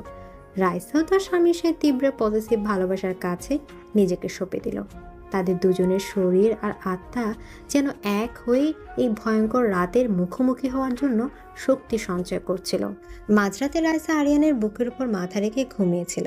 হঠাৎ করে আরিয়ানের ব্যক্তিগত ফোনটা, যেটা সে সবসময় নিজের কাছে রাখে, যেটা ভাইব্রেট করে উঠল। আরিয়ানের ঘুমের মধ্যে ফোনটা তুলে স্ক্রিনের দিকে তাকালো, আর সাথে সাথে তার পুরো শরীরটা পাথরের মতো শক্ত হয়ে গেল। তার মুখের সেই প্রেমিক রূপটা উধাও হয়ে গিয়ে ফিরে এলো এক হিম শীতল ভয়ঙ্কর টেবিলের ছাপ। কি হয়েছে আরিয়ান? আরিয়ান কোনো উত্তর দিল না। সে শুধু ফোনটা রাইসার চোখের সামনে ধরল। রাইসা দেখলো স্ক্রিনে একটা লাইভ ভিডিও চলছে। ভিডিওটা তাদের নিজেদের বাড়ির, অর্থাৎ রাইসার বাবা মায়ের বাড়ির ড্রয়িং রুমের। তার বাবা আর মা সোফায় বসে টিভি দেখছেন। তারা কিছুই জানেন না যে কোনো এক অদৃশ্য চোখ তাদের উপর নজর রাখছে। আর সেই ভিডিওর নিচে টাইপ করা একটা মেসেজ, তোমার রানীকে রক্ষা করছো, খুব ভালো, কিন্তু তোমার রাজ্যের সাধারণ প্রজাদের কথা কি ভুলে গেলে আরিয়ান? মেসেজটা পড়ার সাথে সাথে রাইসার বুকের ভেতরটা হিম হয়ে গেল। ভিক্টর তাদের দুর্গে ঢুকতে পারেনি, তাই সে আঘাত করেছে দুর্গের বাইরে সবচেয়ে দুর্বল জায়গায়। সে আরিয়ানের নয়, রাইসার দুর্বলতাটাকে টার্গেট করেছে। যুদ্ধটা শুধু আরিয়ান আর ভিক্টরের মধ্যে সীমাবদ্ধ রইল না, এটা এখন রাইসারও ব্যক্তিগত যুদ্ধে পরিণত হলো। এদিকে আরিয়ানের ফোন স্ক্রিনে ভেসে থাকা সেই লাইভ ভিডিওর নিচের লেখাটা ছিল একটা পারমাণবিক বোমার মতো, যা তাদের সদ্য খুঁজে পাওয়া শান্তির জগৎটাকে এক মুহূর্তে ধ্বংস করে দিয়েছিল। রাইসার হৃৎপিণ্ডটা যেন এক মুহূর্তের জন্য স্তব্ধ হয়ে গিয়েছিল। তার বাবা মা তার জীবনের সবচেয়ে নিরাপদ আশ্রয়, আজ তার কারণে ভয়ঙ্কর বিপদের মুখে। আমার বাবা মা? আরিয়ান, ও আমার বাবা মায়ের ক্ষতি করবে। আমাকে এক্ষুনি যেতে হবে, আমি ওদেরকে ফোন করব। রাইসা বিছানা থেকে নামার জন্য ছটফট করে উঠল, কিন্তু আরিয়ানের লোহার মতো শক্ত হাতটা তাকে ধরে ফেলল। আরিয়ানের মুখে তখন কোনো অভিব্যক্তি নেই। তার চোখ দুটো হয়ে উঠেছে হিম শীতল, যেখানে আবেগের বদলে ছিল শুধু ঠান্ডা হিসেবে ক্রোধ। চুপ, একদম চুপ, এক পাও নড়বেন এখান থেকে। আপনি বুঝতে পারছেন না, ওরা বিপদে আছে, আমাকে যেতে দিন প্লিজ। আরিয়ান রাইসাকে নিজের দিকে ঘুরিয়ে তার 2 কাঁধ ধরে, আমি সবকিছু বুঝতে পারছি রাইসা, তোমার চেয়ে অনেক বেশি বুঝতে পারছি, আর তাই বলছি চুপ করো। এখন যদি তুমি ওদের ফোন করো বা কোনোভাবে ওদের সতর্ক করার চেষ্টা করো, তাহলে ভিক্টর বুঝে যাবে যে আমরা তার ফাঁদটা দেখে ফেলেছি, আর ঠিক সেই মুহূর্তেই ও আঘাত করবে। ওইটাই চাই আমরা যেন ভয় পেয়ে ভুল কিছু করি। আরিয়ান গলাটা ছিল বরফ শীতল, কিন্তু তার যুক্তিতে কোনো ভুল ছিল না। রাইসা কান্নায় ভয়ে কাঁপতে কাঁপতে আরিয়ানের বুকে ভেঙে পড়ল। আরিয়ান রাইসাকে শক্ত করে জড়িয়ে ধরে, কথা দিচ্ছি তোমার বাবা মায়ের গায়ে একটা আঁচড়ও লাগবে না, কিন্তু তার জন্য তোমাকে আমার উপর বিশ্বাস রাখতে হবে, পারবে না? রাইসা কোনো কথা না বলে শুধু মাথা নাড়ল। সে তার স্বামীর ওপর বিশ্বাস করা ছাড়া আর কিছুই করতে পারত না। আরিয়ান রাইসাকে নিয়ে তার ওয়ার রুমে চলে এলো। ঘরের বিশাল স্ক্রিনে তখন দুটো ভিডিও পাশাপাশি চলছিল। একটা ভিক্টরে পাঠানো লাইভ স্ট্রিম, আর অন্যটা আরিয়ানের নিজের সিকিউরিটি সিস্টেমের। আরিয়ান তার হেড অফ সিকিউরিটি রাশেদকে লাইনে নিল। রাশেদ, আমার শ্বশুর শাশুড়ির বাড়ির চারপাশে এই মুহূর্তে আমাদের সেরা টিম পাঠাও। সাইলেন্ট পজিশন, বাড়ির 1 কিলোমিটারের মধ্যে যেন একটা পাখিও ঢুকতে না পারে। প্রতিটা গলি, প্রতিটা ছাদ সব আমার নিয়ন্ত্রণে চাই। রাশেদ ফোনের ওপাশ থেকে, স্যার, ওখানে আমাদের 2 লোক তো আগেই থেকেই আছে। আমি 2 লোক চাই না রাশেদ, আমি ওখানে একটা অদৃশ্য দুর্গ চাই। এক্ষুনি 5 মিনিটের মধ্যে আমি তোমার কনফার্মেশন চাই। আরিয়ানের এই রূপটা ছিল ভয়ঙ্কর। সে আর প্রেমিক বা স্বামী ছিল না, ছিল এক নির্মম সেনাপতি। আরও একটা কাজ, ভিক্টরের যতগুলো পরিচিত আস্তানা আছে সবগুলোতে একযোগে রেড করো। ওর ডান হাত বাম হাত পার্টনার যাকে পারো তুলে আনো। কাল সকালের সূর্য ওঠার আগে আমার টেবিলে ভিক্টরের বিরুদ্ধে একটা শক্তিশালী লিভারেজ চাই। I don't care how you do it, just get it done. Raisa স্তব্ধ হয়ে তার স্বামীর এক ডেভিল রূপটা দেখছিল, যে মানুষটা তার জন্য পুরো পৃথিবীটা উলটপালট করে দিতে পারে। সে তার ভালোবাসাকে রক্ষা করার জন্য কতটা ভয়ঙ্কর হতে পারে তা সে আজ নিজের চোখে দেখেছিল। সে রাতটা ছিল তাদের জীবনের সবচেয়ে দীর্ঘ রাত। তারা দুজনেই ওয়্যার রুমে বসেছিল, স্ক্রিনে তার বাবা মাকে দেখছিল, যারা তাদের উপর ঘনিয়ে আসা বিপদ সম্পর্কে কিছুই না জেনে নিশ্চিন্তে টিভি দেখছিলেন, রাতের খাবার খাচ্ছিলেন। আরিয়ান রাইসাকে এক মুহূর্তের জন্য নিজের কাছ থেকে আলাদা করেনি। সে তাকে নিজের পাশে বসিয়ে রেখেছিল, তার হাতটা শক্ত করে ধরে রেখেছিল। সময় যত গড়াচ্ছিল, রাইসার ভেতরের ভয়টা ধীরে ধীরে এক শীতল ক্রোধে পরিণত হচ্ছিল। রাইসা স্ক্রিনের দিকে তাকিয়ে কঠিন গলায়, ও শুধু আপনার শত্রু নয় আরিয়ান, যে আমার নিরপরাধ বাবা মাকে তার নোংরা খেলার খুঁটি বানিয়েছে, সে আমারও শত্রু, আমি ওকে ছাড়বো না। রাইসার কণ্ঠস্বরের দৃঢ়তায় আরিয়ান তার দিকে তাকালো। সে রাইসার চোখে ভয় নয় দেখলো এক বাঘিনীর হিংস্রতা। এটাই তো আমি চাই। আমার রানী শুধু রাজ্য সামলায় না, সে লড়তেও জানে। এই ভয়ঙ্কর বিপদের মুহূর্তেও তাদের মধ্যে জন্ম নিয়েছিল এক নতুন আরও গভীর বোঝাপড়া। তারা এখন আর শুধু স্বামী স্ত্রী নয়, তারা ছিল এক যুদ্ধের 2 সঙ্গী। ভোরের ঠিক আগে যখন রাতের অন্ধকারটা ফিকে হয়ে আসছিল, ঠিক তখনই রাশেদের ফোনটা এলো। স্যার, ওরা এসেছে। 2 লোক বাড়ির পিছনে দেওয়াল টপকে ভেতরে ঢোকার চেষ্টা করেছে। আমাদের স্নাইপাররা পজিশনে আছে। হুকুম দিন স্যার। না, ওদেরকে গুলি করবে না, let them get in. Aryan রাইসার হাতে চাপ দিয়ে শান্ত থাকতে ইশারা করে। রাশেদ, ওরা ভেতরে ঢোকার সাথে সাথেই সমস্ত এক্সিট পয়েন্ট বন্ধ করে দেবে। আমি ওদেরকে জীবিত চাই। পরের কয়েকটা মিনিট ছিল রুদ্ধশ্বাস উত্তেজনা। রাইসা দেখলো 2 ছায়া মূর্তি নিঃশব্দে তার বাবা মায়ের বাড়ির বাগানে প্রবেশ করলো।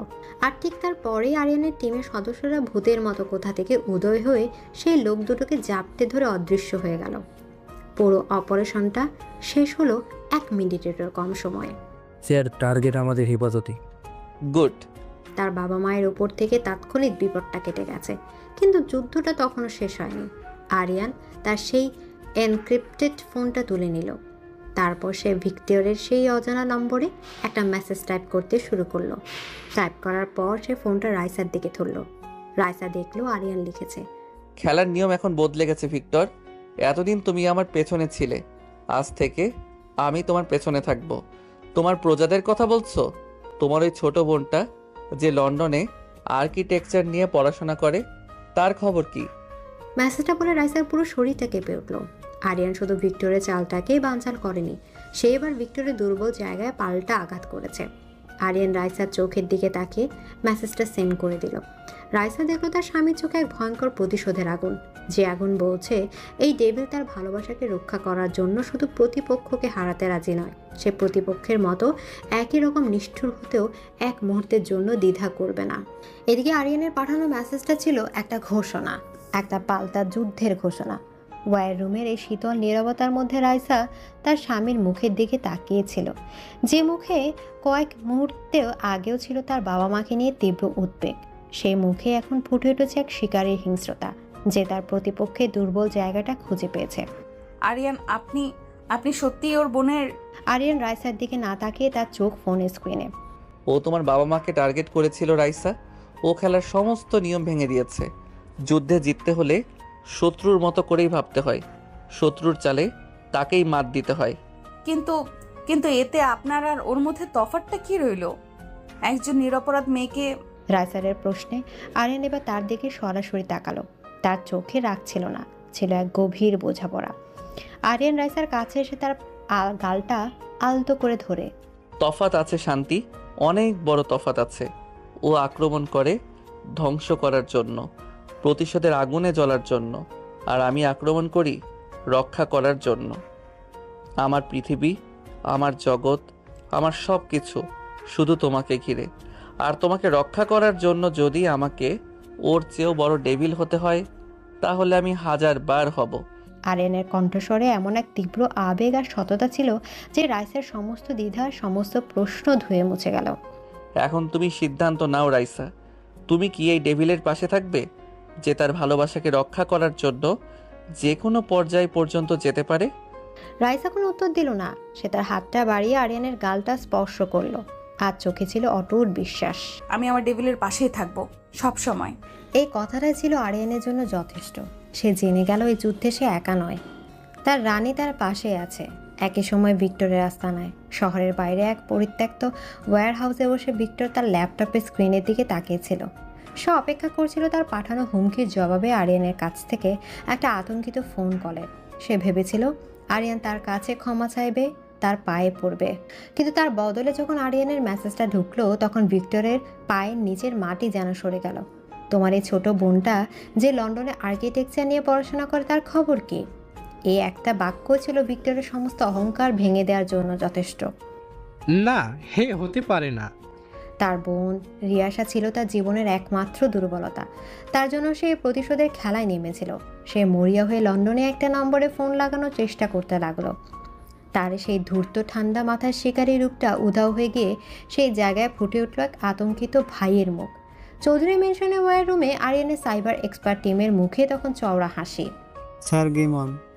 ভিক্টর আমাদের টোপ গিলেছে। সে প্যানিকড হয়ে লন্ডনে একটা নির্দিষ্ট নম্বরে বারবার ফোন করার চেষ্টা করছে, আর সিগন্যালটা খুব দুর্বল। কিন্তু আমরা ওই ডিজিটাল ফুটপ্রিন্ট ধরে ফেলেছি। আমরা ওর লোকেশন ট্রেস করার খুব কাছাকাছি। গুড, ওকে খেলতে দাও। ও যতবার ফোন করবে আমরা ওর তত কাছে পৌঁছাবো। আরিয়ানের চালটা ছিল নিখুঁত। সে জানতো ভিক্টরকে সরাসরি খুঁজে পাওয়া যাবে না, তাই সে ভিক্টরকে বাধ্য করলো নিজের গোপন আস্তানা থেকে বেরিয়ে আসার জন্য। ভোরের আলো ফোটার আগে ব্যালকনিতে দীর্ঘ একটা রুদ্ধশ্বাস অপেক্ষার পর ভোরের আলো ফুটছিল। আরিয়ান আর রাইসা ব্যালকনিতে এসে দাঁড়ালো। চারদিকে তখন রাতের অন্ধকারে রেশ লেগে আছে। আপনার কি মনে হয় না যে আমরা দুজনেই খুব স্বার্থপর? আরিয়ান রাইসাকে পেছন থেকে জড়িয়ে ধরে তার কাঁধে চিবুক রেখে। ভালোবাসাটাই হয়তো পৃথিবীর সবচেয়ে স্বার্থপর অনুভূতি শান্তি। এটা যুক্তি বোঝে না, নিয়ম বোঝে না। এটা শুধু নিজের মানুষকে যে কোনো মূল্যে আগলে রাখতে চায়। বাকি দুনিয়া জাহান্নামে যাক। আরিয়ানের এই কথাই ছিল তাদের সম্পর্কের সারাংশ। এক ভয়ঙ্কর স্বার্থপর কিন্তু তীব্র ভালোবাসা, যা তাদের সঠিক বা ভুলের ঊর্ধ্বে নিয়ে গেছে। আরিয়ান রাইসাকে নিজের দিকে ঘোরালো এবং তার ঠোঁটে একটা গভীর চুম্বন করলো। এটা ছিল তাদের সেই অন্ধকার জগতের শপথ, তাদের আমরা বনাম পুরো পৃথিবীর চুক্তি। ঠিক সেই মুহূর্তে ওয়্যার রুম থেকে রাশেদের ফোনটা এলো। বলো রাশেদ। রাশেদ ফোনের ওপাশ থেকে উত্তেজিত গলায়, স্যার ইউ গট মি হিম। আরিয়ান আর রাইসা এক দৌড়ে ওয়্যার রুমে চলে এলো। বিশাল স্ক্রিনে তখন একটা স্যাটেলাইট ম্যাপ দেখা যাচ্ছে, যার উপর একটা লাল বিন্দু দপদপ করে চলছে। Sir location confirmed. ভিক্টর শহরের বাইরে পুরনো ডকইয়ার্ডের কাছে একটা পরিত্যক্ত লোহার ওয়্যার হাউস থেকে অপারেট করছে। অবশেষে অদৃশ্য শত্রু দৃশ্যমান। শিকারে নিজেই তার শিকারে পরিণত হয়েছে। আরিয়ানের চোখ দুটো জ্বলে উঠল। সে তার টিমকে চূড়ান্ত অপারেশনের জন্য প্রস্তুত হওয়ার নির্দেশ দিল। আরিয়ান যখন তার ব্ল্যাক জ্যাকেটটা পরে নিচ্ছিল, তখন রাইসা তার সামনে এসে দাঁড়ালো। তার চোখে ছিল দৃঢ় সংকল্প। আমিও আপনার সাথে যাব। না Raisa, it's out of the question. এটা খুব বিপজ্জনক। বিপদ তো এখন আমাদের নিঃশ্বাসের সাথে মিশে গেছে আরিয়ান। যে যুদ্ধটা আমাকে আর আমার পরিবারকে ঘিরে, সেই যুদ্ধের শেষটা আমি নিজের চোখে দেখতে চাই। আমি তোমাকে কোনো ঝুঁকির মধ্যে ফেলতে পারবো না। রাইসা আরিয়ানের চোখের দিকে সরাসরি তাকিয়ে, আপনিই তো বলেছেন আমি আপনার শান্তি। আপনি কি আপনার শান্তিকে পেছনে ফেলে ঝড়ের মোকাবেলা করতে যেতে পারবেন? হয় আমরা একসাথে যাব, অথবা আজ রাতে কেউ কোথাও যাব না। রাইসার গলায় ছিল তার রানীর মতো অধিকার বোধ আর দৃঢ়তা। সে আর সেই ভীতু অসহায় মেয়েটি নেই যে ভাগ্যের হাতে নিজেকে সঁপে দিয়েছিল। সে এখন আরিয়ান চৌধুরীর স্ত্রী, তার টেবিল স্বামীর একমাত্র সঙ্গী। আরিয়ান তার স্ত্রীর চোখের দিকে তাকিয়ে রইল। তার চোখে ছিল বিস্ময়, গর্ব আর গভীর ভালোবাসা। সে বুঝতে পারছিল তার পাখিটা এখন আর খাঁচায় বন্দি থাকতে চায় না। সে তার শিকারের পাশে দাঁড়িয়েই আকাশ শাসন করতে চায়। রাইসার সেই শান্ত দৃঢ় প্রতিজ্ঞ কণ্ঠস্বরটা ওয়ার রুমের উত্তেজনাপূর্ণ পরিবেশেও এক অদ্ভুত স্থিরতা নিয়ে এলো। আরিয়ান তার স্ত্রীর চোখের দিকে তাকিয়েছিল। সেই চোখে ভয় ছিল না, ছিল আস্থা। আত্মত্যাগ করার জন্য আকুতি ছিল না, ছিল পাশে থেকে যুদ্ধ করার সংকল্প। রাইসা, জেদ করো না, এটা কোনো বাচ্চাদের খেলা নয়। ওখানে সত্যি সত্যি বিপদ আছে। আমিও বাচ্চা নই আরিয়ান, আমি আপনার স্ত্রী। আপনার জীবনের সবচেয়ে বড় যুদ্ধে যদি আপনার পাশে দাঁড়াতে না পারি, তাহলে এই সম্পদের কোনো মানে নেই। হয় আমরা একসাথে যাব, অথবা কেউই যাব না। আরিয়ানের বুকের ভেতরটা গর্বে ভরে গেল। সে বুঝতে পারল রাইসা তার দুর্বলতা নয়, সে তার বর্ম। যে বর্ম তাকে শুধু বাইরের শত্রু নয়, তার ভেতরের ডেভিলের কাছ থেকেও রক্ষা করে। ঠিক আছে, তুমি যাবে, কিন্তু আমার শরীর থেকে 1 ইঞ্চির জন্যও দূরে সরবে না। প্রমিস? প্রমিস। ডকইয়ার্ডের পরিত্যক্ত ওয়্যার হাউসের বাইরে রাতের অন্ধকারটা ছিল কুচকুচে কালো। পুরনো ডকইয়ার্ডের স্বেচ্ছেতে বাতাসে ছিল সমুদ্রের নোনা গন্ধ আর বিপদের আভাস। আরিয়ানের টিমের সদস্যরা ভূতের মতো নিঃশব্দে পুরো ওয়্যার হাউসটা ঘিরে ফেলেছিল। একটা অত্যাধুনিক ভ্যানের ভেতরে মনিটরের স্ক্রিনের সামনে বসেছিল আরিয়ান আর রাইসা। ভ্যানের ভেতর থেকে তারা ওয়্যার হাউসের ভেতরে চিত্রটা দেখতে পাচ্ছিল, যা তাদের ড্রোন আর মিনি ক্যামেরা পাঠিয়েছিল। স্যার, আমরা ভিতরে ঢোকার জন্য প্রস্তুত। অপেক্ষা করো। ভেতরের দৃশ্যটা ছিল অদ্ভুত। বিশাল ওয়্যার হাউসটা ছিল প্রায় খালি, আর ঠিক মাঝখানে একটা চেয়ারে বসেছিল ভিক্টর। তার হাতে একটা রিমোট কন্ট্রোল, যেটা সম্ভবত কোনো বোমার সাথে সংযুক্ত। সে একা ছিল আর সে অপেক্ষা করছিল। হঠাৎ করে ভেতরে একটা স্পিকারের ভিক্টরের কণ্ঠস্বর বেজে উঠল। স্বাগত আরিয়ান চৌধুরী, আমি জানতাম তুমি আসবে। শুধু এটা জানতাম না যে তুমি তোমার নতুন খেলাটাকেও সাথে করে নিয়ে আসবে। ভিক্টর জানতো তারা বাইরে আছে, এটা একটা ফাঁদ ছিল। ভেতরে চলে এসো ভাই, সামনাসামনি কথা বলি। আর হ্যাঁ, কোনো চালাকের চেষ্টা করলে আমরা সবাই একসাথে উড়ে যাব। তোমরা কেউ নড়বে না, আমি আর রাইসা ভেতরে যাচ্ছি। কিন্তু sir, that's an order. Aryan আর রাইসা হাত ধরাধরি করে ভেতরে ঢুকলো। ভিক্টর তাদের দেখে একটা বিকৃত হাসি দিল। বাহ, ঠিক যেমনটা আমি চেয়েছিলাম। লাইলা মজনুর শেষ দৃশ্য। খেলা শেষ ভিক্টর, তোর চারদিকে আমার লোক। খেলা তো এখন শুরু হলো ভাই। রিয়াও ঠিক এইভাবেই তোমার উপর বিশ্বাস করেছিল, তোমার হাত ধরেছিল, আর তুমি ওকে মরতে দিয়েছিলে। আজ তুমি তোমার এই নতুন ভালোবাসাকেও নিজের চোখের সামনে মরতে দেখবে, মরতে। ভিক্টর রিমোটের বাটনটা প্রায় চেপে ধরেছিল। ঠিক সেই মুহূর্তে রাইসা চিৎকার করে উঠল, চুপ করুন, একটাও কথা বলবেন না। সবাই অবাক হয়ে রাইসার দিকে তাকালো।